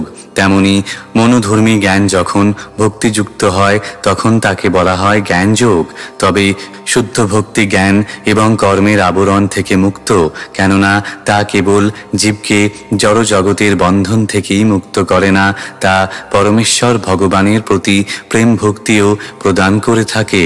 তাই বিচক্ষণ জ্ঞানী মানুষেরা নিরন্তর পরমেশ্বর ভগবানের মহিমা শ্রবণ এবং কীর্তন করার মাধ্যমে নিরন্তর তাকে স্মরণ করেন। অপ্রতিহতভাবে এবং অহেতুকীভাবে তারা নিরন্তর পরমেশ্বর ভগবানের আরাধনা করেন। সেটি হচ্ছে ভগবত ভক্তি অনুশীলনের আদর্শ পন্থা। বৃন্দাবনের গোস্বামীরা যারা ভক্তিযোগের পন্থা প্রচার করার জন্য শ্রী চৈতন্য মহাপ্রভুর দ্বারা আদিষ্ট হয়েছিলেন, তারা অত্যন্ত কঠোরভাবে সেই নিয়ম পালন করেছিলেন এবং আমাদের মঙ্গলের জন্য পারমার্থিক বিষয় সম্বন্ধে তারা বহু গ্রন্থ রচনা করে গেছেন। তারা বিভিন্ন বর্ণ ও বিভিন্ন আশ্রমের মানুষদের জন্য শ্রীমদ্ ভাগবত আদি প্রামাণিক শাস্ত্র গ্রন্থের নির্দেশ অনুসারে বিভিন্ন পন্থার উদ্ভাবন করে গেছেন। শ্লোক 16। शुश्रूषो श्रद्दधानस्य वासुदेव कथा रुचिः स्वान्महत्सेवया विप्राः पुण्यतीर्थनिषेवणात्। অনুবাদ: হে ব্রাহ্মণ ঋষিগণ, সব রকমের পাপ থেকে সম্পূর্ণভাবে মুক্ত ভগবত ভক্তদের সেবা করার ফলে মহৎ সেবা সাধিত হয়। এই ধরনের সেবার ফলে কৃষ্ণ কথা শ্রবণে আসক্তির উদয় হয়। তাৎপর্য: ভগবানের বিরুদ্ধাচরণ করার ফলেই জীব বদ্ধ দশায় পতিত হয়। কিছু মানুষ আছেন যাদের বলা হয় দেব এবং কিছু মানুষ আছে যাদের বলা হয় অসুর। যারা পরমেশ্বর ভগবানের শরণাগত হয়ে তাঁর সেবা করেন তাদের বলা হয় দেব, আর যারা পরমেশ্বর ভগবানের বিরুদ্ধাচরণ করে তাদের বলা হয় অসুর। ভগবদ গীতায় 16 অধ্যায়ে অসুরদের সম্বন্ধে বিশদভাবে বর্ণনা করে বলা হয়েছে যে অসুরেরা জন্ম জন্মান্তরে নিম্ন থেকে নিম্নতর জীবন প্রাপ্ত হয়ে অজ্ঞানের গভীরতম প্রদেশে প্রক্ষিপ্ত হয়। তারা অত্যন্ত অধঃপতিত পশু শরীর লাভ করে এবং পরম তত্ত্ব পরমেশ্বর ভগবান সম্বন্ধে তাদের কোনো জ্ঞান থাকে না। পরমেশ্বর ভগবানের ইচ্ছায় এই সমস্ত অসুরেরা বিভিন্ন স্থানে নিত্যমুক্ত ভগবত ভক্তের কৃপার প্রভাবে কলুষমুক্ত হয়ে কৃষ্ণ ভাবনার অমৃত লাভ করে। ভগবানের এই ধরনের ভক্তরা যারা ভগবানের ইচ্ছা অনুসারে বিভিন্ন স্থানে গিয়ে আসরিক ভাবাপন্ন বদ্ধ জীবদের উদ্ধার করেন, তারা ভগবানের অতি অন্তরঙ্গ পার্ষদ এবং তারা যখন নাস্তিকতার ভয়ঙ্কর বিপদ থেকে সমাজকে রক্ষা করতে আসেন তখন বুঝতে হয় তারা হচ্ছেন ভগবানের শক্তাবেশ অবতার। তারা ভগবানের পুত্রের মতো, ভৃত্যের মতো অথবা তার অন্তরঙ্গ পার্ষদের মতো, কিন্তু তারা কেউই নিজেদের ভগবান বলে দাবি করেন না। এই রকম অসৎ দাবি কেবল অসুরেরাই করে থাকে এবং এই সমস্ত অসুরদের আসরিক অনুগামীরাও এই সমস্ত ভণ্ডদের ভগবান অথবা ভগবানের অবতার বলে গ্রহণ করে। বৈদিক শাস্ত্রে ভগবানের অবতার সম্বন্ধে স্পষ্টভাবে সমস্ত তথ্য প্রদান করা হয়েছে। শাস্ত্র প্রমাণ ব্যতীত কখনোই কাউকে ভগবান অথবা ভগবানের অবতার বলে মেনে নেওয়া উচিত নয়। যে সমস্ত ভক্ত প্রকৃতই ভগবত ধামে ফিরে যেতে চান তারা ভগবানের সেবকদের ভগবানের মতো শ্রদ্ধা করেন। ভগবানের এই ধরনের সেবকদের বলা হয় মহাত্মা অথবা তীর্থ। তারা স্থান এবং কাল অনুসারে ভগবানের বাণী প্রচার করেন। ভগবানের সেবকেরা মানুষকে ভগবানের ভক্ত হওয়ার জন্য অনুপ্রাণিত করেন। কেউ যখন তাদের ভগবান বলে সম্বোধন করে তখন তারা কখনোই সেটা বরদাস্ত করে না। শ্রী চৈতন্য মহাপ্রভু ছিলেন পরমেশ্বর ভগবান এবং বৈদিক শাস্ত্রে তাঁর আবির্ভাবের উল্লেখ রয়েছে, কিন্তু তবুও তিনি ভগবানের ভক্তরূপে লীলাবিলাস করেছিলেন। যারা জানতেন যে তিনি হচ্ছেন পরমেশ্বর ভগবান তারা তাঁকে ভগবান বলে সম্বোধন করতেন, কিন্তু তিনি তখন হাত দিয়ে কান দুটি ঢেকে বিষ্ণু নাম উচ্চারণ করতেন। এইভাবে তিনি ভগবান বলে সম্বোধিত হলে প্রতিবাদ করতেন, যদিও নিঃসন্দেহে তিনি ছিলেন পরমেশ্বর ভগবান স্বয়ং। ভগবান নিজেই এইভাবে আচরণ করে কপটচারী যে সমস্ত ভণ্ড নিজেদের ভগবান বলে প্রতিপন্ন করতে চায় তাদের সম্বন্ধে আমাদের সাবধান করে দিয়ে গেছেন। ভগবানের সেবকেরা ভগবানের বাণী প্রচার করার জন্য আসেন এবং বুদ্ধিমান মানুষদের কর্তব্য হচ্ছে সর্বতোভাবে তাদের সাহায্য করা।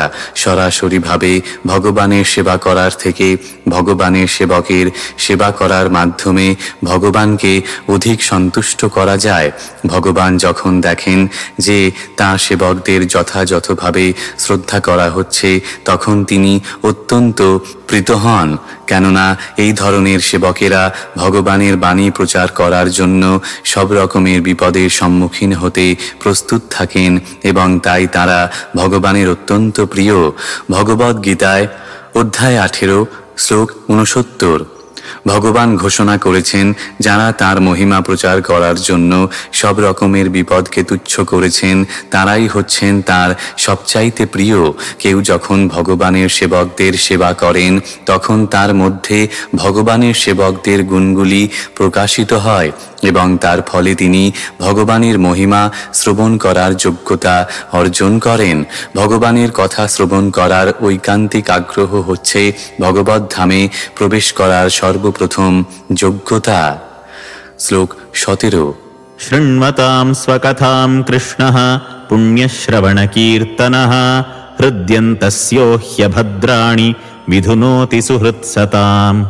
অনুবাদ: পরমেশ্বর ভগবান শ্রীকৃষ্ণ, যিনি পরমাত্মা রূপে সকলের হৃদয়ে বিরাজ করেন এবং যিনি হচ্ছেন সাধুবর্গের সুহৃদ, তিনি তার পবিত্র কথা শ্রবণ এবং কীর্তনে রতিযুক্ত ভক্তদের হৃদয়ের সমস্ত ভোগ বাসনা বিনাশ করেন। তাৎপর্য: পরমেশ্বর ভগবান শ্রীকৃষ্ণের কথা শ্রীকৃষ্ণ থেকে অভিন্ন, তাই যখন নিরপরাধে ভগবানের মহিমা শ্রবণ এবং কীর্তন হয় তখন বুঝতে হবে যে শ্রীকৃষ্ণ তার অপ্রাকৃত নাম রূপে সেখানে বর্তমান এবং সেই নাম ভগবানেরই মতো পূর্ণ শক্তিমান। শ্রী চৈতন্য মহাপ্রভু তাঁর শিক্ষাষ্টকে স্পষ্টভাবে ঘোষণা করে গেছেন যে ভগবান তাঁর দিব্য নামে তাঁর সর্বশক্তি অর্পণ করেছেন। সেই নাম উচ্চারণ করার জন্য কোনো স্থান, কাল বা পাত্রের বাধ্যবাধকতা নেই এবং যে কেউ তার সুবিধা অনুসারে শ্রদ্ধা এবং মনোযোগ সহকারে সেই নাম কীর্তন করতে পারেন। ভগবান আমাদের প্রতি এতই কৃপালু যে তাঁর অপ্রাকৃত নাম রূপে তিনি স্বয়ং আমাদের সম্মুখে উপস্থিত থাকতে পারেন, কিন্তু আমরা এমনই দুর্ভাগা যে ভগবানের নাম এবং মহিমা শ্রবণ ও কীর্তনে আমাদের কোনো রুচি নেই। ভগবানের দিব্য নাম শ্রবণ এবং কীর্তনে কিভাবে রুচি লাভ করা যায় সে সম্বন্ধে আমরা ইতিমধ্যেই আলোচনা করেছি। তা সম্ভব হয় কেবল ভগবানের শুদ্ধ ভক্তের সেবা করার মাধ্যমে। ভগবান তাঁর ভক্তের ডাকে সাড়া দেন। তিনি যখন দেখেন যে কোনো ভক্ত তাঁর অপ্রাকৃত সেবা লাভের জন্য ঐকান্তিকভাবে আগ্রহী এবং তার ফলে তাঁর কথা শ্রবণে গভীরভাবে উৎসুক হয়েছেন, তখন ভগবান তাঁর হৃদয় থেকে তাঁকে এমনভাবে পরিচালিত করেন যাতে ভক্ত অনায়াসে তাঁর কাছে ফিরে যেতে পারেন। ভগবানের কাছে ফিরে যাওয়ার জন্য আমাদের যে বাসনা, তার থেকে আমাদের তার কাছে ফিরে নিয়ে যাওয়ার জন্য ভগবানের উৎকণ্ঠা অনেক বেশি। আমরা প্রায় কেউই ভগবানের কাছে ফিরে যেতে চাই না। কেবল মুষ্টিমেয় কয়েকজন ভগবানের কাছে ফিরে যেতে চান, কিন্তু কেউ যখন ভগবানের কাছে ফিরে যাওয়ার প্রত্যাশী হন তখন ভগবান সর্বতোভাবে তাকে সাহায্য করেন। সর্বতোভাবে পাপমুক্ত না হলে ভগবানের রাজ্যে প্রবেশ করা যায় না। জড় জগতের পাপগুলি আমাদের জড়া প্রকৃতিকে ভোগ করার বাসনা থেকে উদ্ভূত। এই ধরনের কামনা বাসনা মুক্ত হওয়া অত্যন্ত কঠিন। কামিনী এবং কাঞ্চন হচ্ছে ভগবানের কাছে ফিরে যাওয়ার পথে সবচাইতে বড় প্রতিবন্ধক। ভক্তি মার্গে বহু বড় বড় ভক্ত এই প্রলোভনের বলি হয়ে ভক্তি মার্গ থেকে অধঃপতিত হয়েছেন, কিন্তু ভগবান নিজে যখন কাউকে সাহায্য করেন তখন ভগবানের কৃপায় তা অত্যন্ত সহজসাধ্য হয়। কামিনী এবং কাঞ্চনের দ্বারা বিচলিত হওয়া খুবই স্বাভাবিক, কেননা জীব অনাদিকাল ধরে তাদের সঙ্গ করে আসছে, তাই তার প্রভাব থেকে মুক্ত হতে কিছু সময় তো লাগবেই। কিন্তু কেউ যদি নিষ্ঠা ভরে ভগবানের মহিমা শ্রবণ করেন তখন ধীরে ধীরে তিনি তার স্বরূপ সম্বন্ধে অবগত হন।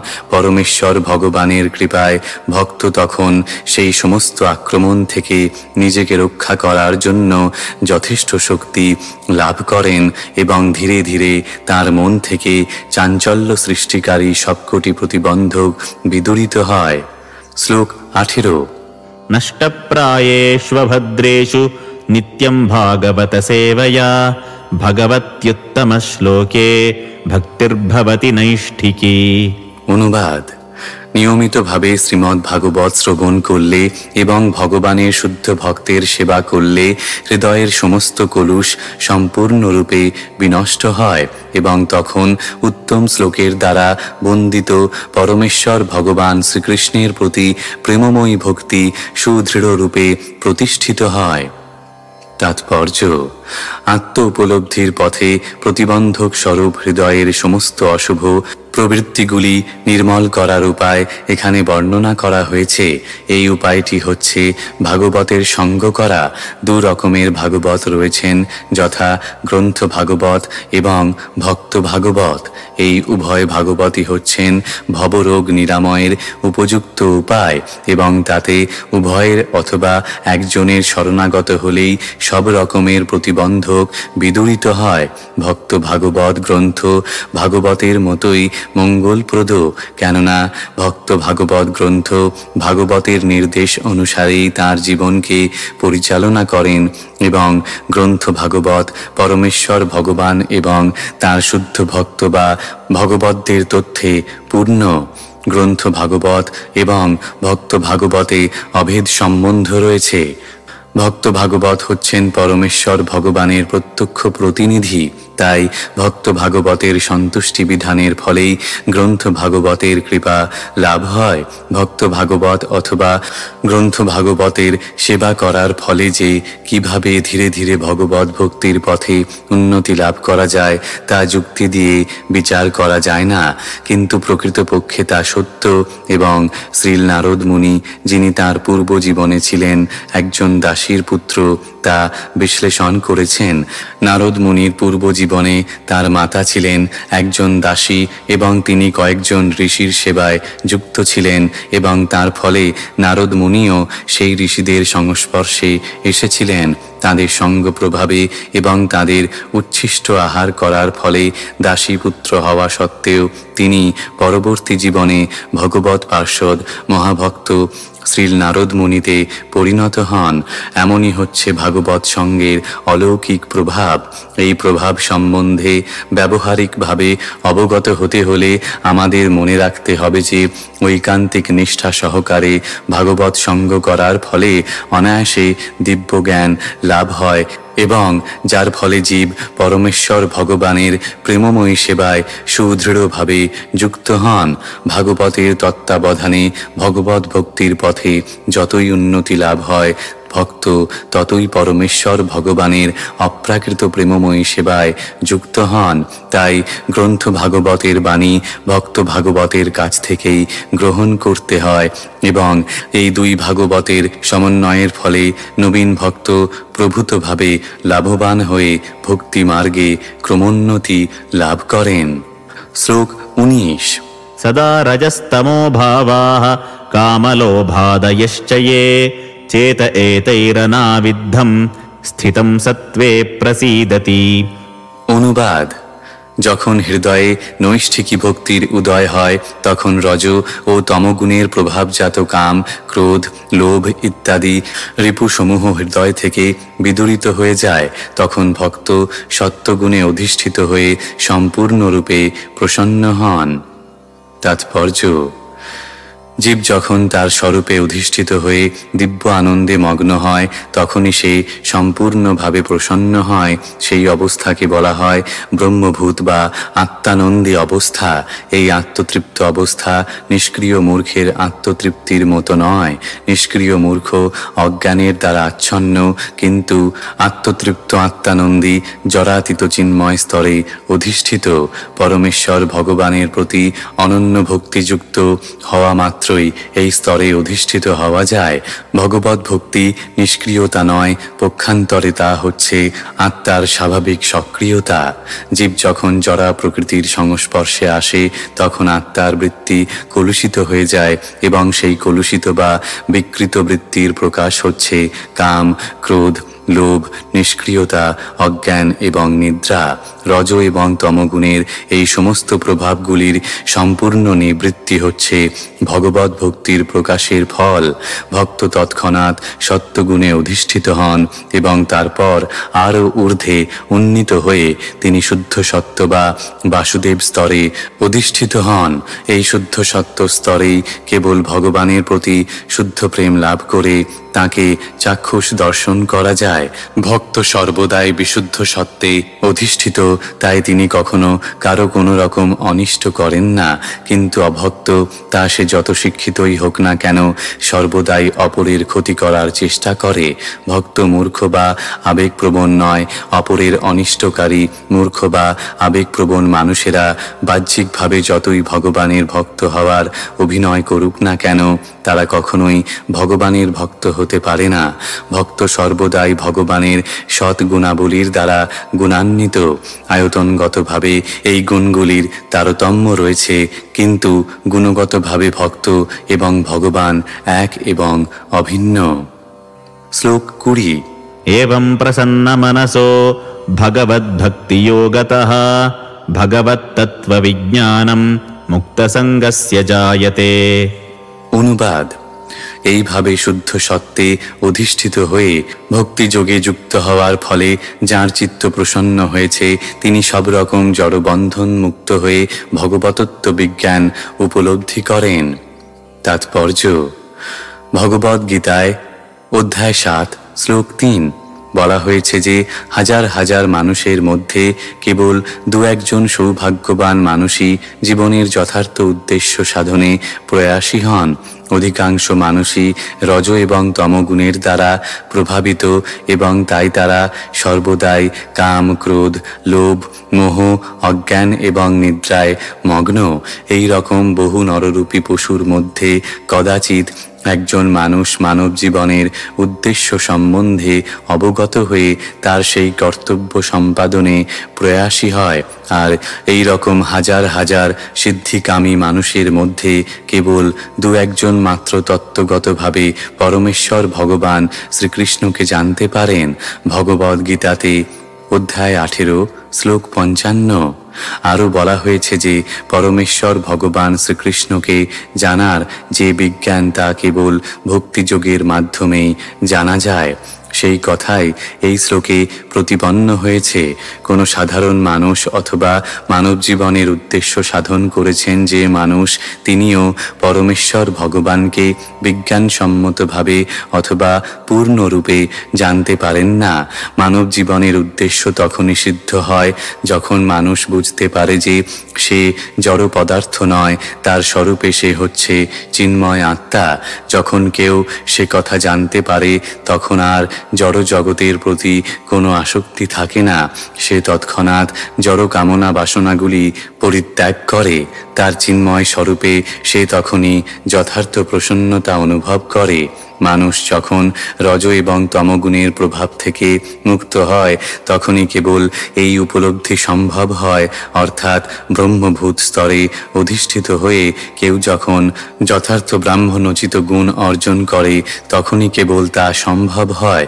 ব্রাহ্মণ হচ্ছেন সত্যগুণের প্রতীক, আর অন্যরা যারা সত্যগুণে অধিষ্ঠিত নয় তারা হয় ক্ষত্রিয়, বৈশ্য, শূদ্র অথবা শূদ্রাধম। মানব জীবনে ব্রাহ্মণের স্তরই হচ্ছে হচ্ছে সর্বোচ্চ স্তর, কেননা তারা সত্যগুণে অধিষ্ঠিত। তাই গুণগতভাবে ব্রাহ্মণ না হওয়া পর্যন্ত ভক্ত হওয়া যায় না। ভক্ত তার কার্যকলাপের মাধ্যমে ইতিমধ্যেই ব্রাহ্মণের স্তরে অধিষ্ঠিত হয়েছেন, তবে সেটি সর্বোচ্চ স্তর নয়। পূর্বে যা বলা হয়েছে সেই ধরনের ব্রাহ্মণকে গুণাতীত চিন্ময় স্তরে অধিষ্ঠিত হতে হলে বৈষ্ণব হতে হবে। শুদ্ধ বৈষ্ণব হচ্ছেন মুক্তজীব এবং তিনি ব্রাহ্মণ স্তরেরও ঊর্ধ্বে অধিষ্ঠিত। জড় জগতে ব্রাহ্মণও বদ্ধজীব, কেননা ব্রাহ্মণ যদিও ব্রহ্মভূত স্তরে অধিষ্ঠিত এবং তিনি জড় জগতের অনিত্যতা উপলব্ধি করতে পেরেছেন, কিন্তু তবুও পরমেশ্বর ভগবানের ভগবতত্ত্ব বিজ্ঞান তার জানা হয়নি। ব্রাহ্মণ স্তর অতিক্রম করে বাসুদেব স্তরে অধিষ্ঠিত হলে পরমেশ্বর ভগবান শ্রীকৃষ্ণকে জানা যায়। পরমেশ্বর ভগবানকে জানার যে বিজ্ঞান তা হচ্ছে পারমার্থিক মার্গে স্নাতকোত্তর বিষয়। মূর্খ লোকেরা অথবা অল্পবুদ্ধি সম্পন্ন লোকেরা পরমেশ্বর ভগবানকে জানতে পারে না এবং তারা খেয়াল খুশি মতো কৃষ্ণতত্ত্ব বিজ্ঞান বিশ্লেষণ করে। কেউ যদি ব্রাহ্মণ স্তরে অধিষ্ঠিত হওয়া সত্ত্বেও জড় জগতের গুণের প্রভাব থেকে মুক্ত হতে না পারে, তাহলে তার পক্ষে ভগবতত্ত্ব বিজ্ঞান লাভ করা সম্ভব হয় না। কোনো যথার্থ ব্রাহ্মণ যখন বৈষ্ণবে পরিণত হন, তখন তিনি জড় জগতের প্রভাব থেকে সম্পূর্ণরূপে মুক্ত এবং সেই আত্মতৃপ্ত অবস্থায় পরমেশ্বর ভগবানকে যথাযথভাবে জানতে পারেন। শ্লোক 21। भिद्यते हृदयग्रन्थिश्छिद्यते सर्वसंशयाः क्षीयन्ते चास्य कर्माणि दृष्ट एवात्मनीश्वरे। অনুবাদ: আত্মার আত্মা পরমাত্মা ভগবানকে দর্শন হলে হৃদয় গ্রন্থি ছিন্ন হয়, সমস্ত সংশয় দূর হয় এবং সমস্ত কর্মফল ক্ষয়প্রাপ্ত হয়। তাৎপর্য: ভগবতত্ত্ব বিজ্ঞান লাভ হলে সেই সঙ্গে আত্মাকেও দর্শন হয়। চিন্ময় আত্মারূপে জীবের পরিচিতি সম্বন্ধে অনেক কল্পনা এবং সন্দেহ রয়েছে। জড়বাদীরা আত্মার অস্তিত্বে বিশ্বাস করে না, আর জ্ঞানীরা মনে করে যে নির্বিশেষ নিরাকার অদ্বয় ব্রহ্ম থেকে আত্মা অভিন্ন। তারা আত্মার স্বাতন্ত্র্যে বিশ্বাস করে না, কিন্তু যারা তত্ত্বদ্রষ্টা তারা বলেন যে আত্মা এবং পরমাত্মা দুটি ভিন্ন সত্তা। তারা গুণগতভাবে এক, কিন্তু আয়তনগতভাবে ছিন্ন। এছাড়া অন্য বহু মতবাদ রয়েছে, কিন্তু ভক্তিযোগের মাধ্যমে যখনই কৃষ্ণতত্ত্ব বিজ্ঞান উপলব্ধ হয়, তৎক্ষণাৎ সমস্ত কল্পনাপ্রসূত মতবাদ বিদূরিত হয়ে যায়। শ্রীকৃষ্ণ হচ্ছেন সূর্যের মতো, আর পরম তত্ত্ব সম্বন্ধে জড়বাদীদের সমস্ত জল্পনা কল্পনা মধ্যরাত্রির অন্ধকারের মতো। হৃদয়াকাশে যখনই কৃষ্ণ সূর্যের উদয় হয়, পরম তত্ত্ব সম্বন্ধে জড়বাদীদের সমস্ত জল্পনা কল্পনা তৎক্ষণাৎ বিদূরিত হয়। সূর্যের উদয়ে যেমন অন্ধকার থাকতে পারে না, তেমনি অজ্ঞানের গভীর অন্ধকারে লুকিয়ে থাকে যে সমস্ত আপেক্ষিক সত্য, তা পরমাত্মারূপে সকলের হৃদয়ে বিরাজমান শ্রীকৃষ্ণের কৃপায় প্রকাশিত হয়ে পড়ে। ভগবদ্ গীতায় অধ্যায় 10 শ্লোক 11 ভগবান বলেছেন যে তাঁর শুদ্ধ ভক্তদের প্রতি তাঁর বিশেষ কৃপা প্রদর্শন করে তিনি তাঁদের হৃদয়ে বিশুদ্ধ জ্ঞানের আলোকবর্তিকা জ্বালিয়ে তাঁদের হৃদয়ের সংশয়রূপী সমস্ত অন্ধকার বিদূরিত করেন। তাই যেহেতু তিনি নিজেই তাঁর ভক্তদের হৃদয়কে আলোকিত করেন, তাই তাঁর সেবাপরায়ণ ভক্তের অজ্ঞানের অন্ধকারে পড়ে থাকার কোনো প্রশ্নই ওঠে না। তিনি পরম সত্য এবং আপেক্ষিক সত্য সম্বন্ধে সবকিছু অবগত হন। ভক্ত কখনোই অজ্ঞানের অন্ধকারে আচ্ছন্ন থাকতে পারে না, এবং যেহেতু ভগবান নিজে তাঁকে জ্ঞান দান করেন, তাই তাঁর জ্ঞান অবশ্যই পূর্ণ। কিন্তু যারা তাদের সীমিত জ্ঞানের মাধ্যমে অসীম এবং অনন্ত পরম তত্ত্বকে জানবার জন্য কল্পনা করে, তারা কোনোদিনই তাঁকে জানতে পারে না। যথার্থ জ্ঞানকে বলা হয় পরম্পরা, অর্থাৎ যে জ্ঞান শ্রদ্ধা সমন্বিত শরণাগতির মাধ্যমে গুরু শিষ্য পরম্পরায় অবরোহ পন্থায় লাভ হয়। পরমেশ্বর ভগবানের পরমেশ্বরত্ব অস্বীকার করে তাকে কখনো জানা যায় না। এই ধরনের অবিশ্বাসীদের কাছে তিনি কখনো নিজেকে প্রকাশ করেন না। একটি আগুনের স্ফুলিঙ্গ যেমন আগুন থেকে বেরিয়ে এলেই তার দহন শক্তি হারিয়ে ভস্মে পরিণত হয়, ঠিক তেমনি অনুসদৃশ জীব পরমেশ্বর ভগবানের থেকে বিচ্ছিন্ন হয়ে পড়লেই মায়ার কবলিত হয়। ভক্তরা বিনীত এবং তাই দিব্য জ্ঞান অবরোহ পন্থায় তাদের কাছে নেমে আসে। এই পন্থায় পরমেশ্বর ভগবান শ্রীকৃষ্ণ প্রথমে এই জ্ঞান দান করেন ব্রহ্মাকে, তারপর ব্রহ্মা তার পুত্র এবং শিষ্যদের সেই জ্ঞান দান করেন। এইভাবে গুরু শিষ্য পরম্পরার ধারায় এই জ্ঞান প্রবাহিত হয়। পরমাত্মা রূপে ভক্তের হৃদয় থেকে ভগবান তাকে এই জ্ঞান লাভ করতে সাহায্য করেন। এইটি হচ্ছে পারমার্থিক জ্ঞান লাভের যথার্থ পন্থা। এই জ্ঞানের প্রভাবে ভক্ত চেতন আত্মা এবং জড় পদার্থের মধ্যে পার্থক্য নিরূপণ করতে সম্পূর্ণভাবে সমর্থ হন, কেননা যে গ্রন্থির দ্বারা চেতন আত্মা এবং জড় পদার্থ আবদ্ধ ছিল, ভগবান স্বয়ং তা ছেদন করেন। এই গ্রন্থটিকে বলা হয় অহংকার, এবং তার ফলে জীব মহাচ্ছন্ন হয়ে জড় উপাদানের সমন্বয়ে গঠিত তার দেহকে তার স্বরূপ বলে মনে করে। যখন এই গ্রন্থি ছিন্ন হয়, তখন সমস্ত সংশয় বিদূরিত হয়। তখন জীব তার প্রভুকে দর্শন করতে পারে এবং সর্বতোভাবে তার অপ্রাকৃত প্রেমময়ী সেবায় যুক্ত হয়। তখন তার সমস্ত কর্মবন্ধন ছিন্ন হয়। জড় জগতে জীব নিজেকে তার কর্মের ভোক্তা বলে মনে করে জন্ম জন্মান্তরে তার পাপ এবং পুণ্য কর্মের ফল ভোগ করে। কিন্তু যে মুহূর্তে সে পরমেশ্বর ভগবানের সেবায় যুক্ত হয়, তৎক্ষণাৎ সে কর্মবন্ধন থেকে মুক্ত হয়। তখন তার কর্ম আর কোনো ফল প্রসব করে না। শ্লোক 22। अतो वै कवयो नित्यं भक्तिं परमया सुधा वासुदेवे भगवती कुर्वन्त्यात्मप्रसादनीम्। অনুবাদ। তাই সমস্ত পরমার্থবাদীরা চিরকাল গভীর আনন্দ সহকারে পরমেশ্বর ভগবান শ্রীকৃষ্ণের সেবা করে আসছেন, কেননা এই ধরনের প্রেমময়ী সেবা আত্মাকে অনুপ্রাণিত করে। তাৎপর্য: পরমেশ্বর ভগবান শ্রীকৃষ্ণের প্রতি প্রেমময়ী সেবার বৈশিষ্ট্য এখানে বিশেষভাবে বর্ণিত হয়েছে। শ্রীকৃষ্ণ হচ্ছেন স্বয়ং রূপ পরমেশ্বর ভগবান, এবং বলদেব, শঙ্কর্ষণ, বাসুদেব, অনিরুদ্ধ, প্রদ্যুম্ন ও নারায়ণ থেকে শুরু করে পুরুষাবতার, গুণাবতার, লীলাবতার, যোগাবতার এবং পরমেশ্বর ভগবানের অন্যান্য অনন্ত কোটি প্রকাশ হচ্ছে শ্রীকৃষ্ণের অংশ এবং কলা। জীব হচ্ছে পরমেশ্বর ভগবানের বিভিন্ন অংশ।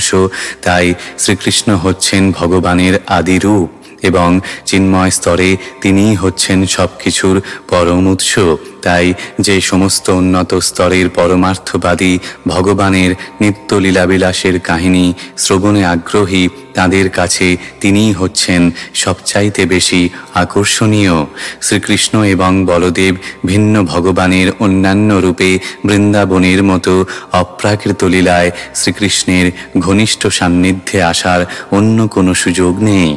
কিছু মূর্খ লোক তর্ক করে বলে যে শ্রীকৃষ্ণের অপ্রাকৃত লীলাবিলাস ইদানিং স্বীকৃতি লাভ করেছে, কিন্তু তাদের সেই যুক্তি সত্য নয়, কেননা শ্রীকৃষ্ণের লীলা নিত্য এবং ব্রহ্মার প্রতিদিনে একবার তিনি অবতীর্ণ হন। ঠিক যেমন প্রতিদিন 24 ঘণ্টা অন্তর সূর্য একবার করে পূর্ব দিগন্তে উদিত হয়। শ্লোক 23। सत्त्वं रजस्तम इति प्रकृतेर्गुणास्तैर्युक्तः परः पुरुष एक इहास्य धत्ते स्थित्यादये हरिविरिञ्चि हरेति संज्ञाः श्रेयांसि तत्र खलु सत्त्वतनोर्नृणां स्युः। অনুবাদ। পরমেশ্বর ভগবান সত্য, রজ এবং তম নামক জড়া প্রকৃতির 3টি গুণের সঙ্গে পরোক্ষভাবে যুক্ত। জড় জগতের সৃষ্টি, পালন এবং বিনাশের জন্য তিনি ব্রহ্মা, বিষ্ণু এবং শিব এই 3টি গুণজাত রূপ ধারণ করেন। এই 3টি রূপের মধ্যে সমস্ত মানুষই সত্যগুণজাত রূপ বিষ্ণুর থেকে আত্যন্তিক মঙ্গল লাভ করতে পারেন। তাৎপর্য: ভক্তি যে কেবল পরমেশ্বর ভগবান শ্রীকৃষ্ণ এবং তাঁর অংশ প্রকাশদেরই উদ্দেশ্যে সাধিত হওয়া উচিত তা পূর্বে বিশ্লেষণ করা হয়েছে। ভগবান শ্রীকৃষ্ণ এবং তাঁর সমস্ত অংশ প্রকাশ হচ্ছেন বিষ্ণু তত্ত্ব বা ভগবতত্ত্ব। শ্রীকৃষ্ণের দ্বিতীয় প্রকাশ হচ্ছেন বলদেব, বলদেব থেকে সংকর্ষণ, সংকর্ষণ থেকে নারায়ণ, নারায়ণ থেকে দ্বিতীয় সংকর্ষণ এবং এই সংকর্ষণ থেকে পুরুষাবতার বিষ্ণু। বিষ্ণু অথবা এই জড়জগতের সত্য গুণাবতার হচ্ছেন ক্ষীরোদকশায়ী বিষ্ণুরূপী পুরুষ অবতার বা পরমাত্মা। ব্রহ্মা হচ্ছেন রজগুণের বিগ্রহ এবং শিব হচ্ছেন তমগুণের বিগ্রহ। এই তিনজন হচ্ছেন জড়জগতের তিনটি গুণের ঈশ্বর। জড়জগতের সৃষ্টি হয় ব্রহ্মার দ্বারা, রজগুণের প্রভাবে তার পালন হয় সত্যগুণে বিষ্ণুর দ্বারা, এবং তারপর যখন তা বিনাশ করার প্রয়োজন হয় তখন শিব তার তাণ্ডব নৃত্যের মাধ্যমে তা সাধন করেন। জড়বাদীরা এবং মূর্খ মানুষেরা যথাক্রমে ব্রহ্মা এবং শিবের পূজা করে, কিন্তু প্রকৃত পরমার্থবাদীরা সত্যগুণে বিষ্ণু এবং তার বিভিন্ন রূপের আরাধনা করেন। বিষ্ণু তার অনন্ত কোটি অংশ এবং কলায় প্রকাশিত হন। সেই পরমেশ্বরের পূর্ণ রূপ হচ্ছেন ভগবান এবং তার বিভিন্ন অংশ হচ্ছে জীব। জীব এবং ভগবান উভয়েরই চিন্ময় স্বরূপ রয়েছে। জীব কখনো কখনো জড়া প্রকৃতির বশীভূত হয়ে পড়ে, কিন্তু বিষ্ণু তত্ত্ব সর্বদাই মায়ার অধীশ্বর। পরমেশ্বর ভগবান শ্রীবিষ্ণু এই জগতে আবির্ভূত হন জড়জগতের বন্ধনে আবদ্ধ জীবদের উদ্ধার করার জন্য। এই ধরনের জীবেরা জড়জগতে আসে জড়জগতের উপর প্রভুত্ব করবার সংকল্প নিয়ে, এবং এইভাবে তারা জড়া প্রকৃতির তিনটি গুণের দ্বারা আবদ্ধ হয়ে পড়ে। তাই এই জড়জগৎরূপী কারাগারে বিভিন্ন রকমের দণ্ড ভোগ করার জন্য জীবকে বিভিন্ন রকমের জড় শরীর ধারণ করতে হয়। পরমেশ্বর ভগবানের নির্দেশ অনুসারে ব্রহ্মা এই জড়জগৎরূপী কারাগার সৃষ্টি করেন এবং কল্পান্তে শিব এই সৃষ্টি ধ্বংস করেন, আর এই কারাগারের পালন কার্য সম্পাদন করেন বিষ্ণু, ঠিক যেমন তাঁর রাজ্যের কারাগারগুলি পালন করেন। তাই কেউ যদি জন্ম, মৃত্যু, জরা এবং ব্যাধিরূপী দুঃখ দুর্দশায় পূর্ণ এই জড়জগতের কারাগার থেকে মুক্ত হতে চায়, তাহলে তাকে অবশ্যই পরমেশ্বর ভগবানের সন্তুষ্টি বিধান করতে হবে। ভগবান শ্রীবিষ্ণুকে কেবল ভক্তিযুক্ত সেবার মাধ্যমে আরাধনা করা যায়, এবং কেউ যদি এই জড়জগৎরূপী কারাগারে থাকতে চায় তাহলে তারা সাময়িক দুঃখ নিবৃত্তির জন্য ক্ষণস্থায়ী কিছু সুযোগ সুবিধা লাভের আশায় শিব, ব্রহ্মা, ইন্দ্র, বরুণ আদি দেবতাদের পূজা করতে পারে। কোনো দেবতাই কিন্তু জড়জগতের বন্ধন থেকে মুক্ত করতে পারেন না, তা কেবল শ্রীবিষ্ণুই করতে পারেন। তাই চরম মঙ্গল কেবল পরমেশ্বর ভগবানের কৃপার প্রভাবেই সাধিত হয়। শ্লোক 24। পার্থিবাদ দারুণো ধূমস্তস্মাদগ্নিস্ত্রয়ীময়ঃ তমসস্তু রজস্তস্মাৎ সত্ত্বম যদ্ব্রহ্মদর্শনম। অনুবাদ: কাঠ হচ্ছে মৃত্তিকার বিকার, কিন্তু ধোঁয়া কাঠ থেকে শ্রেয়, আর অগ্নি তার থেকেও শ্রেয়, কেননা অগ্নির দ্বারা উচ্চতর জ্ঞান লাভ করা যায়। তেমনি রজগুণ তমগুণ অপেক্ষা শ্রেয়, কিন্তু সত্যগুণ সর্বশ্রেষ্ঠ, কেননা সত্যগুণের দ্বারা আমরা পরম সত্যকে উপলব্ধি করতে পারি। তাৎপর্য: পূর্বেই বিশ্লেষণ করা হয়েছে যে পরমেশ্বর ভগবানের প্রেমময়ী সেবার দ্বারা জীব জড়জগতের বন্ধন থেকে মুক্ত হতে পারে। এখন আরও বিস্তারিতভাবে বোঝানো হচ্ছে যে ভগবত ভক্তি অনুশীলন করার যোগ্যতা অর্জন করার জন্য প্রথমে সত্যগুণের স্তরে উন্নীত হতে হবে, কিন্তু উন্নতির পথে যদি কোনো বাধা আসে তবে যে কেউ সদ্গুরুর সুদক্ষ পরিচালনায় এমনকি তমগুণের স্তর থেকে সত্যগুণে উন্নীত হতে পারে। তাই ভগবত ভক্তি লাভে ঐকান্তিকভাবে আগ্রহী ব্যক্তিকে সে পথে অগ্রসর হওয়ার জন্য সদ্গুরুর শরণাগত হতে হবে, এবং সদ্গুরু হচ্ছেন তিনি যিনি তার শিষ্যকে জীবনের যে কোনো স্তর থেকে, তা সে তমই হোক বা রজই হোক বা সত্যই হোক, সুদক্ষভাবে পারমার্থিক পথে পরিচালিত করতে পারেন। তাই কেউ যদি মনে করে যে পরমেশ্বর ভগবানের যে কোনো রূপের পূজা করলে তার ফল একই হবে, তাহলে সে ভুল করবে। বিষ্ণু তত্ত্ব ছাড়া অন্যান্য সমস্ত রূপই জড়া প্রকৃতির গুণের প্রভাবে প্রকাশিত, এবং তাই জড়া প্রকৃতিজাত রূপগুলি মানুষকে সত্যগুণের স্তরে উন্নীত হতে সাহায্য করতে পারে না। অথচ জড় জগতের বন্ধন থেকে মুক্ত হতে হলে সত্যগুণে অধিষ্ঠিত হওয়া একান্ত প্রয়োজন। অসভ্য জীবন অথবা নিম্ন স্তরের পশু জীবন তমগুণের দ্বারা প্রভাবিত। বিভিন্ন রকমের জড়জাগতিক লাভের প্রত্যাশী যে সভ্য মানুষ, তার জীবন রজগুণের দ্বারা প্রভাবিত। রজগুণের স্তরে দর্শন, শিল্পকলা, নীতিবোধ ইত্যাদির সূক্ষ্ম আবেগের মাধ্যমে পরম সত্যকে জানার স্বল্প আভাস দেখা যায়, কিন্তু সত্যগুণ হচ্ছে তারও অনেক ঊর্ধ্বে জড়া প্রকৃতির গুণ, যা পরম সত্যকে জানার জন্য মানুষকে যথার্থভাবে সাহায্য করে। অর্থাৎ বিভিন্ন গুণের দ্বারা প্রভাবিত বিভিন্ন রকমের পূজা পদ্ধতির মধ্যে ব্রহ্মা, বিষ্ণু এবং মহেশ্বরের পূজার মধ্যে গুণগত পার্থক্য রয়েছে এবং সেগুলির ফলও ভিন্ন। শ্লোক 25। भेजिरे मुनयोथाग्रे भगवन्तमधोक्षजं सत्त्वं विशुद्धं क्षेमाय कल्पन्ते येनुतानिह। অনুবাদ।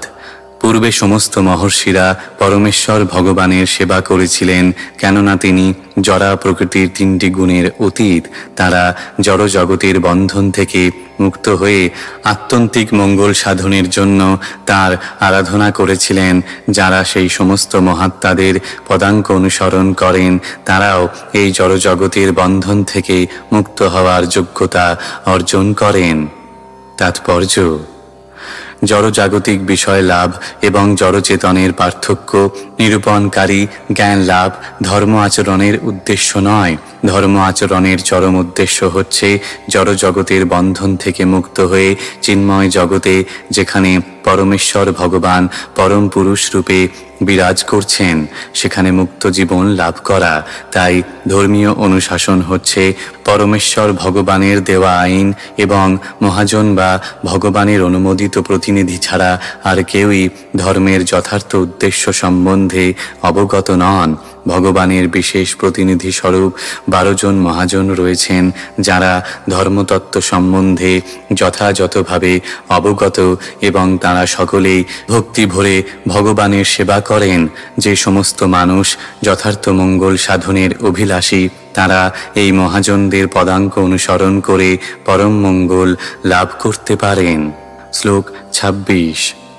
मुमुक्षवो घोररूपान् हित्वा भूतपतीनथा नारायणकलाः शान्ता भजन्ति ह्यनसूयवः। অনুবাদ। যারা মুক্তি লাভের জন্য ঐকান্তিকভাবে আগ্রহী, তারা অবশ্যই অসুয়ারোহিত এবং তারা সকলের প্রতি শ্রদ্ধাপরায়ণ। তথাপি তারা ভয়ঙ্কর আকৃতি বিশিষ্ট দেবদেবীদের ত্যাগ করে কেবল পরমেশ্বর ভগবান শ্রীবিষ্ণু এবং তার অংশ অবতারদের নিত্য আনন্দময় রূপের আরাধনা করেন। তাৎপর্য: পরমেশ্বর ভগবান শ্রীকৃষ্ণ, যিনি হচ্ছেন সমস্ত বিষ্ণু তত্ত্বের আদি পুরুষ, তিনি নিজেকে দুরকমভাবে বিস্তারিত করেন, যথা পূর্ণাংশ এবং বিভিন্নাংশ। তার বিভিন্ন অংশগুলি হচ্ছে তার সেবক, আর তার বিষ্ণু তত্ত্বের পূর্ণ অংশ হচ্ছে সেব্য। সমস্ত দেবতারা যারা পরমেশ্বর ভগবানের শক্তির দ্বারা শক্তিমান, তারাও তার বিভিন্নাংশ। তারা বিষ্ণু তত্ত্ব নন। সকল বিষ্ণু তত্ত্বই পরম পুরুষ ভগবানের মতো শক্তি সম্পন্ন, এবং তারা বিভিন্ন স্থান এবং কালের পরিপ্রেক্ষিতে তাদের বিভিন্ন শক্তি প্রকাশ করেন। কিন্তু ভগবানের বিভিন্নাংশ জীবেরা সীমিত শক্তি সম্পন্ন, তারা বিষ্ণু তত্ত্বের মতো অনন্ত শক্তি সম্পন্ন নয়। তাই কখনোই বিষ্ণু তত্ত্বদের জীবতত্ত্বদের সমপর্যায়ভুক্ত বলে মনে করা উচিত নয়। কেউ যদি তা করে, তাহলে তৎক্ষণাৎ সে ভগবানের চরণে অপরাধ করে এবং পাষণ্ডী আখ্যা প্রাপ্ত হয়। কলিযুগে মূর্খ লোকেরা এই দুটি তত্ত্বকে সমান বলে প্রচার করে ভগবানের চরণে গর্হিত অপরাধ করে। জড়া প্রকৃতির পরিপ্রেক্ষিতে এই সমস্ত বিভিন্ন অংশদের বিভিন্ন পদ রয়েছে এবং তার কয়েকটি হচ্ছে কাল ভৈরব, শ্মশান ভৈরব, শনি, মহাকালী, চণ্ডিকা ইত্যাদি।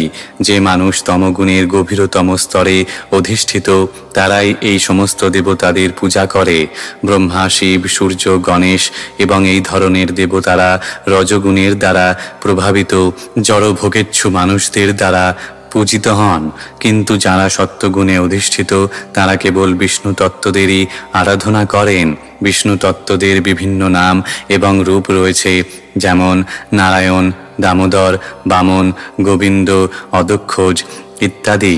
যোগ্যতা সম্পন্ন ব্রাহ্মণেরা বিষ্ণু তত্ত্বের প্রতীক শালগ্রাম শিলার আরাধনা করেন এবং কিছু উচ্চবর্ণের মানুষ যেমন ক্ষত্রিয় এবং বৈশ্যরাও সাধারণত বিষ্ণু তত্ত্বের আরাধনা করে থাকে। সত্যগুণে অধিষ্ঠিত উন্নত মনোভাবাপন্ন ব্রাহ্মণেরা কখনো অন্যের পূজা পদ্ধতির প্রতি অসন্তোষ প্রকাশ করেন না। তারা বিভিন্ন দেবতাদের প্রতি শ্রদ্ধাপরায়ণ। কাল ভৈরব অথবা মহাকালীর রূপ ভয়ঙ্কর হওয়া সত্ত্বেও তারা তাদের অশ্রদ্ধা করেন না। তারা খুব ভালোভাবেই জানেন যে এই ভয়ঙ্কর রূপ সমন্বিত এই সমস্ত দেবতারাও পরমেশ্বর ভগবানেরই সেবক। তবে তারা ভয়ঙ্কর এবং মনোরম উভয় রূপ সম্পন্ন দেবতাদেরই পূজা পরিত্যাগ করেন এবং তারা কেবল একাগ্রচিত্তে পরমেশ্বর ভগবান শ্রীবিষ্ণুরই আরাধনা করেন, কেননা তারা এই জড়জগতের বন্ধন থেকে মুক্ত হওয়ার জন্য ঐকান্তিকভাবে আগ্রহী। ব্রহ্মাসহ বিভিন্ন দেবদেবীরা কখনো কাউকে মুক্তি দান করতে পারেন না। হিরণ্যকশিপু অমর হওয়ার জন্য কঠোর তপস্যা করেছিল, কিন্তু তার আরাধ্য দেবতা ব্রহ্মা তাকে তার ঈপ্সিত বরদান করতে পারেননি। তাই বিষ্ণুকেই কেবল বলা হয় মুক্তিপাদ, অর্থাৎ সেই পরমেশ্বর ভগবানই কেবল মুক্তি দান করতে পারেন। এছাড়া আর কাউকেই মুক্তিপাদ বলা হয় না। এই জগতের অন্য সমস্ত জীবের মতো স্বর্গের দেবতারাও প্রলয়ের সময় বিনাশপ্রাপ্ত হন, তারা নিজেরাই মুক্তি লাভ করতে পারেন না। সুতরাং তারা তাদের ভক্তদের কিভাবে মুক্তি দেবেন? দেবতারা তাদের ভক্তদের সাময়িক কিছু সুযোগ সুবিধা দিতে পারেন, কিন্তু তাদের আত্যন্তিক মঙ্গল সাধন করতে পারেন না। তাই মুক্তি লাভেচ্ছু ব্যক্তিরা স্বেচ্ছাকৃতভাবে বিভিন্ন দেবদেবীর পূজা পরিত্যাগ করেন, যদিও তাদের প্রতি তারা অশ্রদ্ধাপরায়ণ নন। শ্লোক 27। रजस्तमः प्रकृतयः समशीला भजन्ति वै पितृभूतप्रजेशादीन् श्रियैश्वर्यप्रजेप्सवः। অনুবাদ: যারা রজ ও তমগুণের অধীন তারা পিতৃপুরুষ, ভূত এবং প্রজাপতিদের পূজা করে, কেননা তারা স্ত্রী, ঐশ্বর্য, শক্তি এবং সন্তান সন্ততি আদি জড় বিষয় ভোগের বাসনার দ্বারা প্রভাবিত। তাৎপর্য: ভগবানের কাছে ফিরে যাওয়ার প্রত্যাশী মানুষদের কোনো দেবদেবীর পূজা করার প্রয়োজন হয় না। ভগবদ্গীতায় কাণ্ড 7 অধ্যায় 20 শ্লোক 23 স্পষ্টভাবে বলা হয়েছে যে যারা জড় সুখ ভোগের বাসনায় উন্মত্ত তারাই কেবল অনিত্য সুখ ভোগের আশায় বিভিন্ন দেবদেবীর পূজা করে। এই ধরনের দেবদেবীর পূজা কেবল অল্পবুদ্ধি সম্পন্ন মানুষদের জন্য নির্দিষ্ট হয়েছে। আমাদের কখনোই জড়সুখ ভোগ বৃদ্ধির বাসনা করা উচিত নয়। জীবন ধারণের জন্য যতটুকু প্রয়োজন ঠিক ততটুকু বিষয়ই গ্রহণ করা উচিত। ইন্দ্রিয় সুখ বৃদ্ধির অর্থ হচ্ছে আরও গভীরভাবে জড়জগতের দুঃখ দুর্দশার বন্ধনে আবদ্ধ হয়ে পড়া। অধিক ঐশ্বর্য, অধিক স্ত্রী সম্ভোগ এবং মিথ্যা আভিজাত্যের আকাঙ্ক্ষা তারাই করে যারা জড়জগতের প্রতি আসক্ত। এই ধরনের অল্পবুদ্ধি সম্পন্ন মানুষেরা জানে না যে বিষ্ণুর আরাধনা করলে কি লাভ হয়। বিষ্ণুর আরাধনা করলে এই জীবনে তো লাভ হয়ই, উপরন্তু মৃত্যুর পরেও লাভ হয়। সে কথা ভুলে গিয়ে মূর্খ লোকেরা অধিক ঐশ্বর্য, অধিক স্ত্রী সম্ভোগ এবং অধিক সন্তান সন্ততি লাভের আশায় বিভিন্ন দেবদেবীদের পূজা করে। জীবনের উদ্দেশ্য হচ্ছে জড়জাগতিক দুঃখ দুর্দশার নিবৃত্তি করা, সেগুলি বর্ধিত করা নয়। জড়সুখ ভোগের জন্য বিভিন্ন দেবদেবীর শরণাপন্ন হওয়ার কোনো প্রয়োজন নেই। এই সমস্ত দেবদেবীরাও হচ্ছেন পরমেশ্বর ভগবানের সেবক সেবিকা। তারা জল, বায়ু, আগুন, আলোক ইত্যাদি সরবরাহ করার কর্তব্য সাধন করছেন। মানুষের কর্তব্য হচ্ছে নিষ্ঠা ভরে কর্ম করে সেই কর্মের ফল পরমেশ্বর ভগবানকে নিবেদন করা, এবং সেটি জীবনের একমাত্র উদ্দেশ্য হওয়া উচিত। ভগবানের প্রতি শ্রদ্ধান্বিত হয়ে যথাযথভাবে এবং অত্যন্ত সাবধানতার সঙ্গে কর্তব্য কর্ম সম্পাদন করা উচিত, এবং তার ফলে ভগবানের কাছে ফিরে যাওয়ার পথে আমরা ক্রমান্বয়ে অগ্রসর হতে পারব। শ্রীকৃষ্ণ যখন ব্রজধামে তাঁর লীলাবিলাস করছিলেন, তখন তিনি ইন্দ্রের পূজা বন্ধ করে দেন এবং ব্রজবাসীদের উপদেশ দেন যে তারা যেন ভগবানের প্রতি শ্রদ্ধাযুক্ত হয়ে তাঁদের বৃত্তি অনুসারে তাঁর সেবা করেন। জড় বিষয় লাভের জন্য বিভিন্ন দেবদেবীর পূজা করা প্রকৃতপক্ষে ধর্ম অনুশীলনের একটি বিকৃত রূপ। শ্রীমদ্ ভাগবতের শুরুতেই এই ধরনের ধর্ম আচরণকে কৈতব ধর্ম বলে বর্জন করা হয়েছে। সমস্ত জগতে কেবলমাত্র একটি ধর্ম রয়েছে এবং সকলেরই কর্তব্য হচ্ছে সেই ধর্ম অনুশীলন করা, এবং তা হচ্ছে ভাগবত ধর্ম অথবা একমাত্র পরমেশ্বর ভগবানের আরাধনা করাই ধর্ম। শ্লোক 28 থেকে 29। वासुदेव परा वेदा वासुदेव परा मखाः वासुदेव परा योगा वासुदेव परा क्रियाः वासुदेव परं ज्ञानं वासुदेव परं तपः वासुदेव परो धर्मो वासुदेव परा गतिः। অনুবাদ: বৈদিক শাস্ত্রে জ্ঞানের পরম উদ্দেশ্য হচ্ছেন পরমেশ্বর ভগবান শ্রীকৃষ্ণ। যজ্ঞ সম্পাদনের উদ্দেশ্য হচ্ছে ভগবানের প্রীতিবিধান এবং যোগের উদ্দেশ্য হচ্ছে তাকে জানা। সমস্ত সকাম কর্মের চরম ফল তিনিই দান করেন।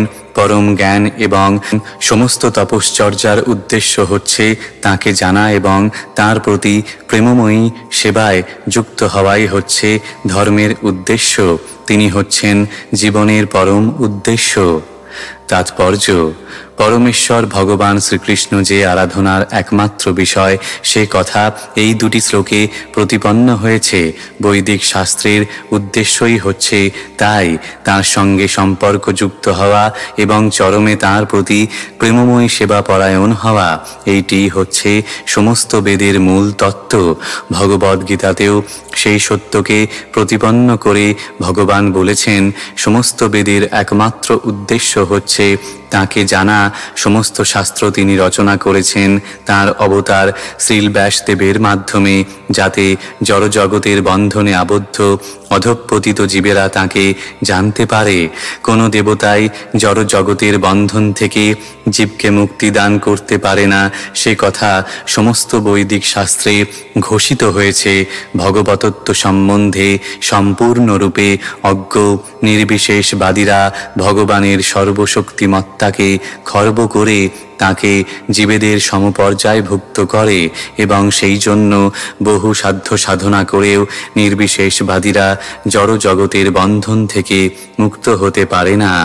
বহু বহু জন্মের পর পারমার্থিক জ্ঞান লাভ করে তারা পরমেশ্বর ভগবানের শরণাগত হতে পারে। এখানে কেউ তর্ক করে বলতে পারে যে বৈদিক কার্যকলাপ যজ্ঞ অনুষ্ঠানের ভিত্তিতে প্রতিষ্ঠিত। সে কথা সত্যি, কিন্তু এই সমস্ত যজ্ঞের উদ্দেশ্য হচ্ছে বাসুদেবকে তত্ত্বত জানা। বাসুদেবের আর এক নাম হচ্ছে যজ্ঞ, এবং ভগবদ্গীতায় স্পষ্টভাবে বলা হয়েছে যে সমস্ত যজ্ঞ এবং সমস্ত কর্মসমূহ পরমেশ্বর ভগবান শ্রীবিষ্ণুর সন্তুষ্টি বিধানের জন্য সাধিত হওয়া উচিত। যোগের উদ্দেশ্য তাই। যোগ কথাটির অর্থ হচ্ছে পরমেশ্বর ভগবানের সংস্পর্শে আসা। এই প্রক্রিয়ায় অবশ্য আসন, প্রাণায়াম, ধ্যান, ধারণা ইত্যাদি কতকগুলি অঙ্গ রয়েছে, এবং সেই সবেরই উদ্দেশ্য হচ্ছে বাসুদেবের প্রকাশ, পরমাত্মায় চিত্তকে একাগ্র করা। পরমাত্মা উপলব্ধি হচ্ছে আংশিকভাবে বাসুদেব উপলব্ধি, এবং যখন কেউ সেই প্রচেষ্টায় সিদ্ধি লাভ করেন তখন তিনি পূর্ণরূপে বাসুদেবকে জানতে পারেন। কিন্তু দুর্ভাগ্যবশত অধিকাংশ যোগীরাই যোগ অনুশীলনের মাধ্যমে কতকগুলি যোগসিদ্ধি লাভ করে সেই সিদ্ধির বন্ধনে আবদ্ধ হয়ে পড়ে। এই ধরনের ভ্রষ্ট যোগীরা পরবর্তী জীবনে শুচিসম্পন্ন ব্রাহ্মণ অথবা শ্রীসম্পন্ন বণিকের গৃহে জন্মগ্রহণ করে বাসুদেব উপলব্ধির অপূর্ণ কার্য পূর্ণ করার সুযোগ পায়। এই ধরনের ভাগ্যবান ব্রাহ্মণ অথবা ধনবান বণিকের পুত্ররা যদি এই সুযোগের যথার্থ সদ্ব্যবহার করে তাহলে তারা সাধু সঙ্গের প্রভাবে অনায়াসে বাসুদেবকে জানতে পারে। কিন্তু দুর্ভাগ্যবশত এই ধরনের ভাগ্যবান মানুষেরা আবার জড় ঐশ্বর্য এবং যশের বন্ধনে আবদ্ধ হয়ে পড়ে এবং তাদের জীবনের যথার্থ উদ্দেশ্য বিস্মৃত হয়। জ্ঞান আহরণের ব্যাপারে এই একই অবস্থা হয়। ভগবদ্গীতায় বর্ণনা করা হয়েছে যে জ্ঞান আহরণের 18টি অঙ্গ রয়েছে। এই প্রক্রিয়ায় জ্ঞান আহরণ করার ফলে মানুষ ধীরে ধীরে অমানী, অদাম্ভিক, অহিংস, ক্ষান্ত, সরল, সদ্গুরুর অনুগত এবং আত্মসংযমী হন। জ্ঞান আহরণের ফলে বিজ্ঞ মানুষ বিষয়ের প্রতি অনাসক্ত হয়ে জন্ম, মৃত্যু, জরা এবং ব্যাধির দুঃখ দুর্দশা সম্বন্ধে সচেতন হন। সমস্ত জ্ঞানী চরমে পরমেশ্বর ভগবান বাসুদেবের ভক্তিতে পর্যবসিত হয়। তাই বাসুদেব হচ্ছেন সমস্ত জ্ঞানের চরম উদ্দেশ্য। যে জ্ঞান মানুষকে পারমার্থিক স্তরে উন্নীত করে বাসুদেবের দর্শন লাভ করায় তাই হচ্ছে যথার্থ জ্ঞান। জড়জাগতিক জ্ঞানের বিভিন্ন শাখাকে ভগবদ্গীতায় অজ্ঞান বলে বর্জন করা হয়েছে। জড়জাগতিক জ্ঞানের চরম লক্ষ্য হচ্ছে ইন্দ্রিয় সুখ ভোগ, যার অর্থ হচ্ছে জড় অস্তিত্ব বৃদ্ধি, অর্থাৎ ত্রিতাপ দুঃখ বৃদ্ধি। তাই দুঃখ দুর্দশাগ্রস্ত জড়জাগতিক অস্তিত্ব বৃদ্ধি হচ্ছে অজ্ঞান। কিন্তু সেই জ্ঞান যখন পারমার্থিক জ্ঞানের পথে অগ্রসর হতে সাহায্য করে তখন দুঃখ দুর্দশাপূর্ণ জীবনের সমাপ্তি হয় এবং বাসুদেব স্তরে পারমার্থিক জীবনের শুরু হয়। সব রকমের তপস্যারও এই একই উদ্দেশ্য। তপস্যা কথাটির অর্থ হচ্ছে কোনো মহৎ উদ্দেশ্য সাধনের জন্য স্বেচ্ছাকৃতভাবে দৈহিক কষ্ট স্বীকার করা। রাবণ এবং হিরণ্যকশিপু জড় বিষয় ভোগের উদ্দেশ্যে কঠোর তপস্যা করেছিল। আধুনিক যুগের রাজনীতিবিদদেরও মাঝে মাঝে কোনো রাজনৈতিক উদ্দেশ্য সাধনের জন্য কঠোর তপস্যা করতে দেখা যায়, কিন্তু এগুলি যথার্থ তপস্যা নয়। তপস্যা কেবল বাসুদেবকে জানার উদ্দেশ্যেই সাধন করা উচিত। বাসুদেবকে জানার জন্য যখন দৈহিক কষ্ট বা অসুবিধা স্বীকার করা হয় সেটি হচ্ছে যথার্থ তপস্যা। এছাড়া অন্য সব রকম তপস্যাই রজ এবং তমগুণের দ্বারা প্রভাবিত। রজ এবং তমগুণ জীবের দুঃখ দুর্দশার নিবৃত্তি করতে পারে না। সত্যগুণই কেবল ত্রিতাপ দুঃখ নিবৃত্তি করতে পারে। শ্রীকৃষ্ণের পিতা মাতা বসুদেব এবং দেবকী তাঁকে তাঁদের সন্তান রূপে পাওয়ার জন্য কঠোর তপস্যা করেছিলেন। শ্রীকৃষ্ণ হচ্ছেন সমস্ত জীবের পিতা। ভগবদ্গীতা অধ্যায় 14 শ্লোক 4। তাই তিনি হচ্ছেন সমস্ত চেতন বস্তুর পরম চেতন। তিনি হচ্ছেন সমস্ত ভোক্তাদের মধ্যে পরম ভোক্তা। তাই কেউই তার পিতা হতে পারে না। যেভাবে মূর্খ লোকেরা অনেক সময় মনে করে থাকে বাসুদেব এবং দেবকীর কঠোর তপস্যায় সন্তুষ্ট হয়ে শ্রীকৃষ্ণ তাঁদের সন্তান রূপে আবির্ভূত হতে সম্মত হন।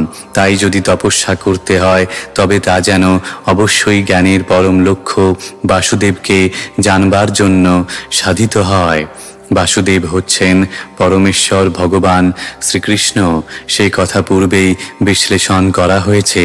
পরমেশ্বর ভগবান নিজেকে অনন্তরূপে বিস্তার করেন। তাঁর এই বিভিন্ন প্রকাশ সম্ভব বিভিন্ন শক্তির দ্বারা। তাঁর শক্তিও অনন্ত এবং তার মধ্যে তাঁর অন্তরঙ্গা শক্তি হচ্ছে উৎকৃষ্ট শক্তি এবং বহিরঙ্গা শক্তি হচ্ছে নিকৃষ্ট শক্তি। ভগবদ্গীতায় এই দুই শ্রেণীর শক্তিকে ভগবানের পরা এবং অপরা প্রকৃতি বলে বর্ণনা করা হয়েছে। অধ্যায় 7 শ্লোক 46। তাই তার অন্তরঙ্গা শক্তির প্রভাবে তার যে বিভিন্ন প্রকাশ হয় সেই রূপগুলি হচ্ছে উৎকৃষ্ট, এবং তার বহিরঙ্গা শক্তির প্রভাবে তার যে প্রকাশ হয় তা হচ্ছে নিকৃষ্ট। জীব তার প্রকাশ, যে সমস্ত জীব তার অন্তরঙ্গা প্রকৃতিতে প্রকাশিত তারা নিত্যমুক্ত জীব, আর যারা তার বহিরঙ্গা প্রকৃতিতে অবস্থিত তারা নিত্যবদ্ধ জীব।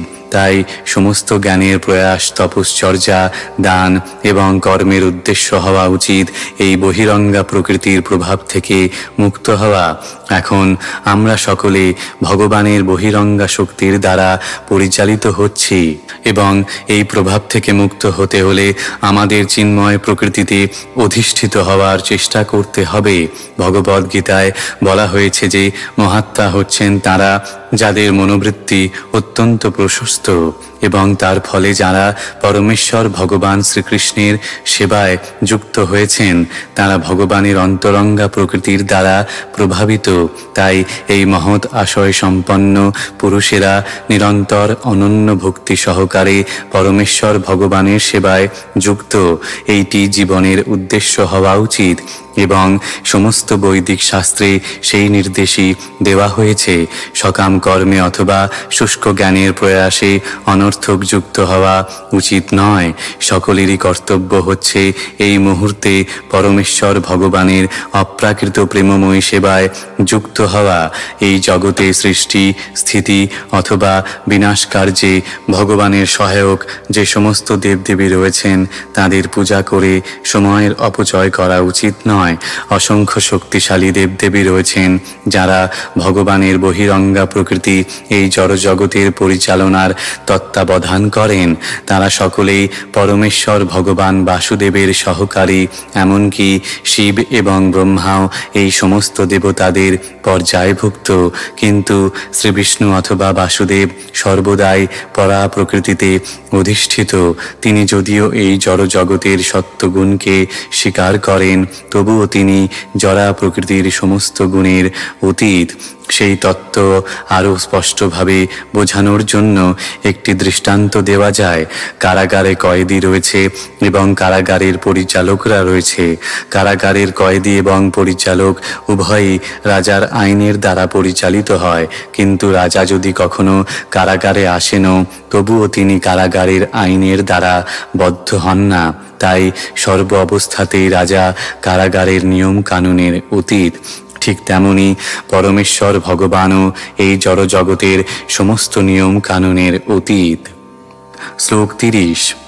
स एवेदं ससर्जाग्रे भगवानात्ममायया सदसद्रूपया चासौ गुणमाया गुणो विभुः।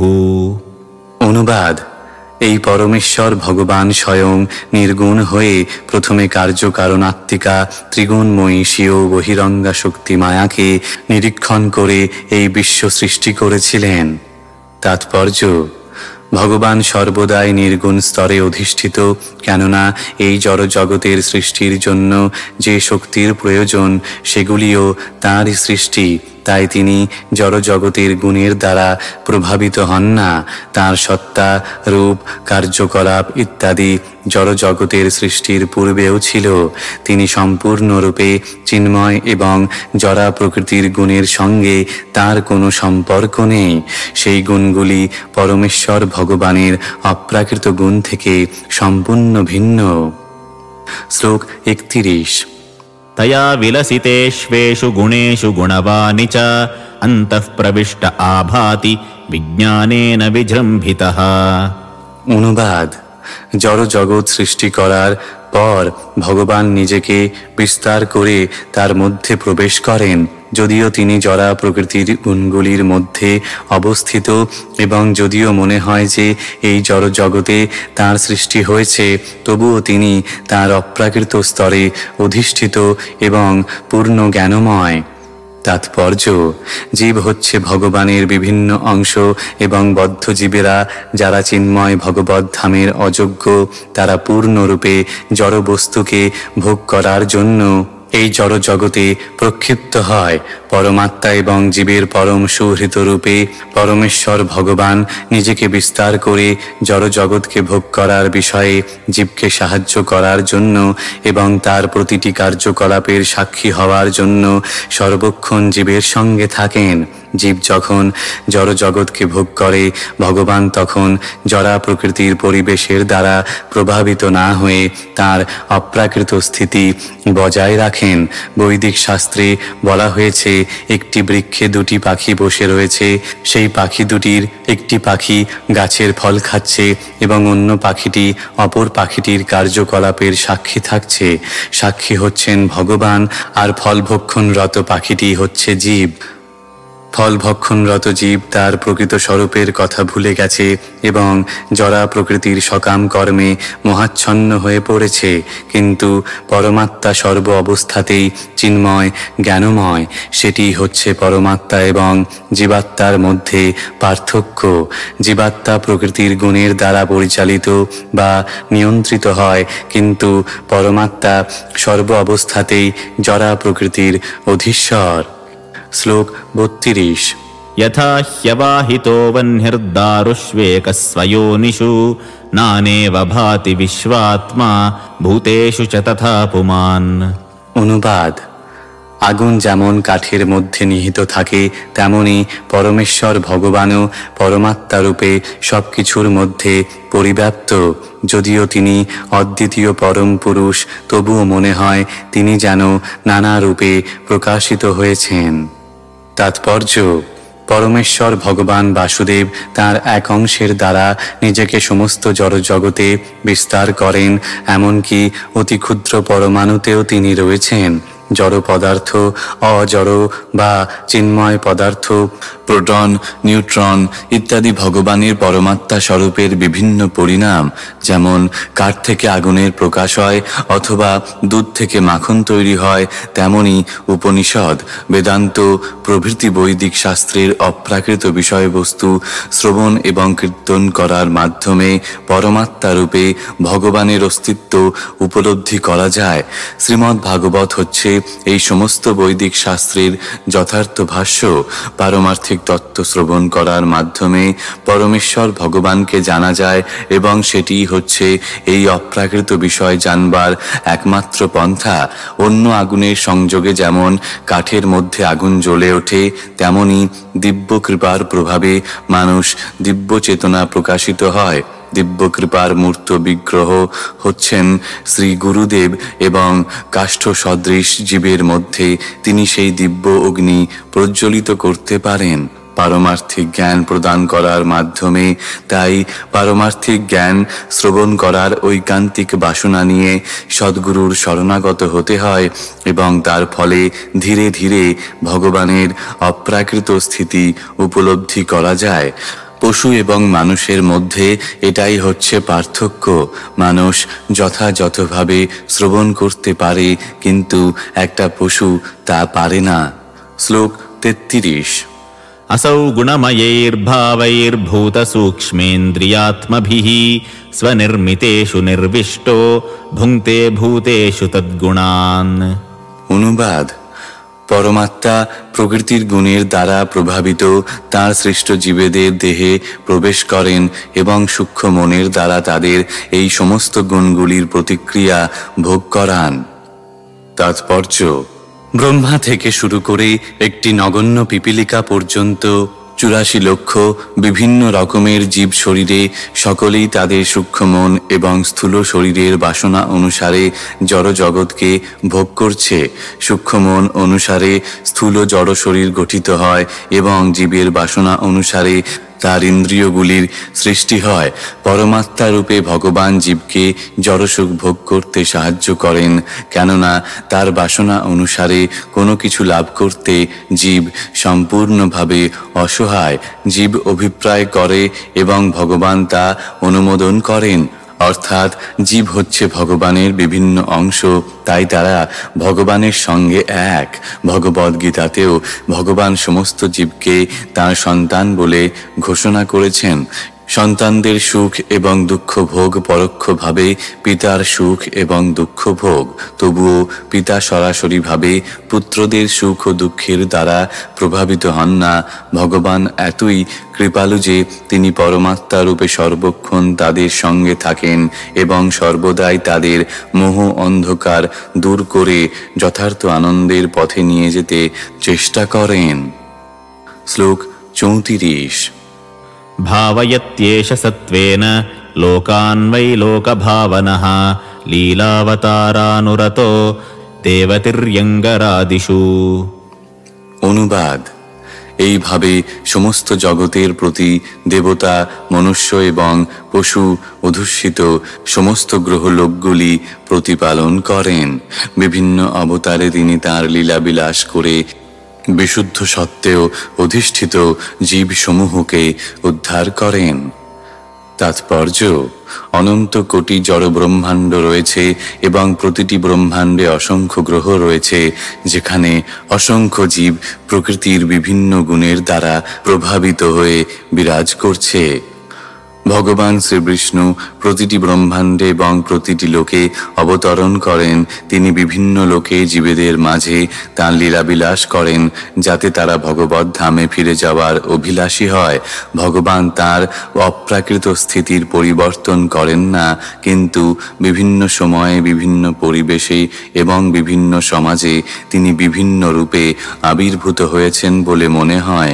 কখনো কখনো তিনি কোনো উপযুক্ত জীবকে তাঁর হয়ে কোনো কর্ম সাধন করার জন্য তাঁর শক্তির দ্বারা আবিষ্ট করেন, কিন্তু উভয় ক্ষেত্রেই উদ্দেশ্য হচ্ছে একই। ভগবান চান যে দুঃখ দুর্দশাগ্রস্ত জীবেরা যেন ভগবত ধামে ফিরে গিয়ে নিত্য আনন্দ লাভ করতে পারে।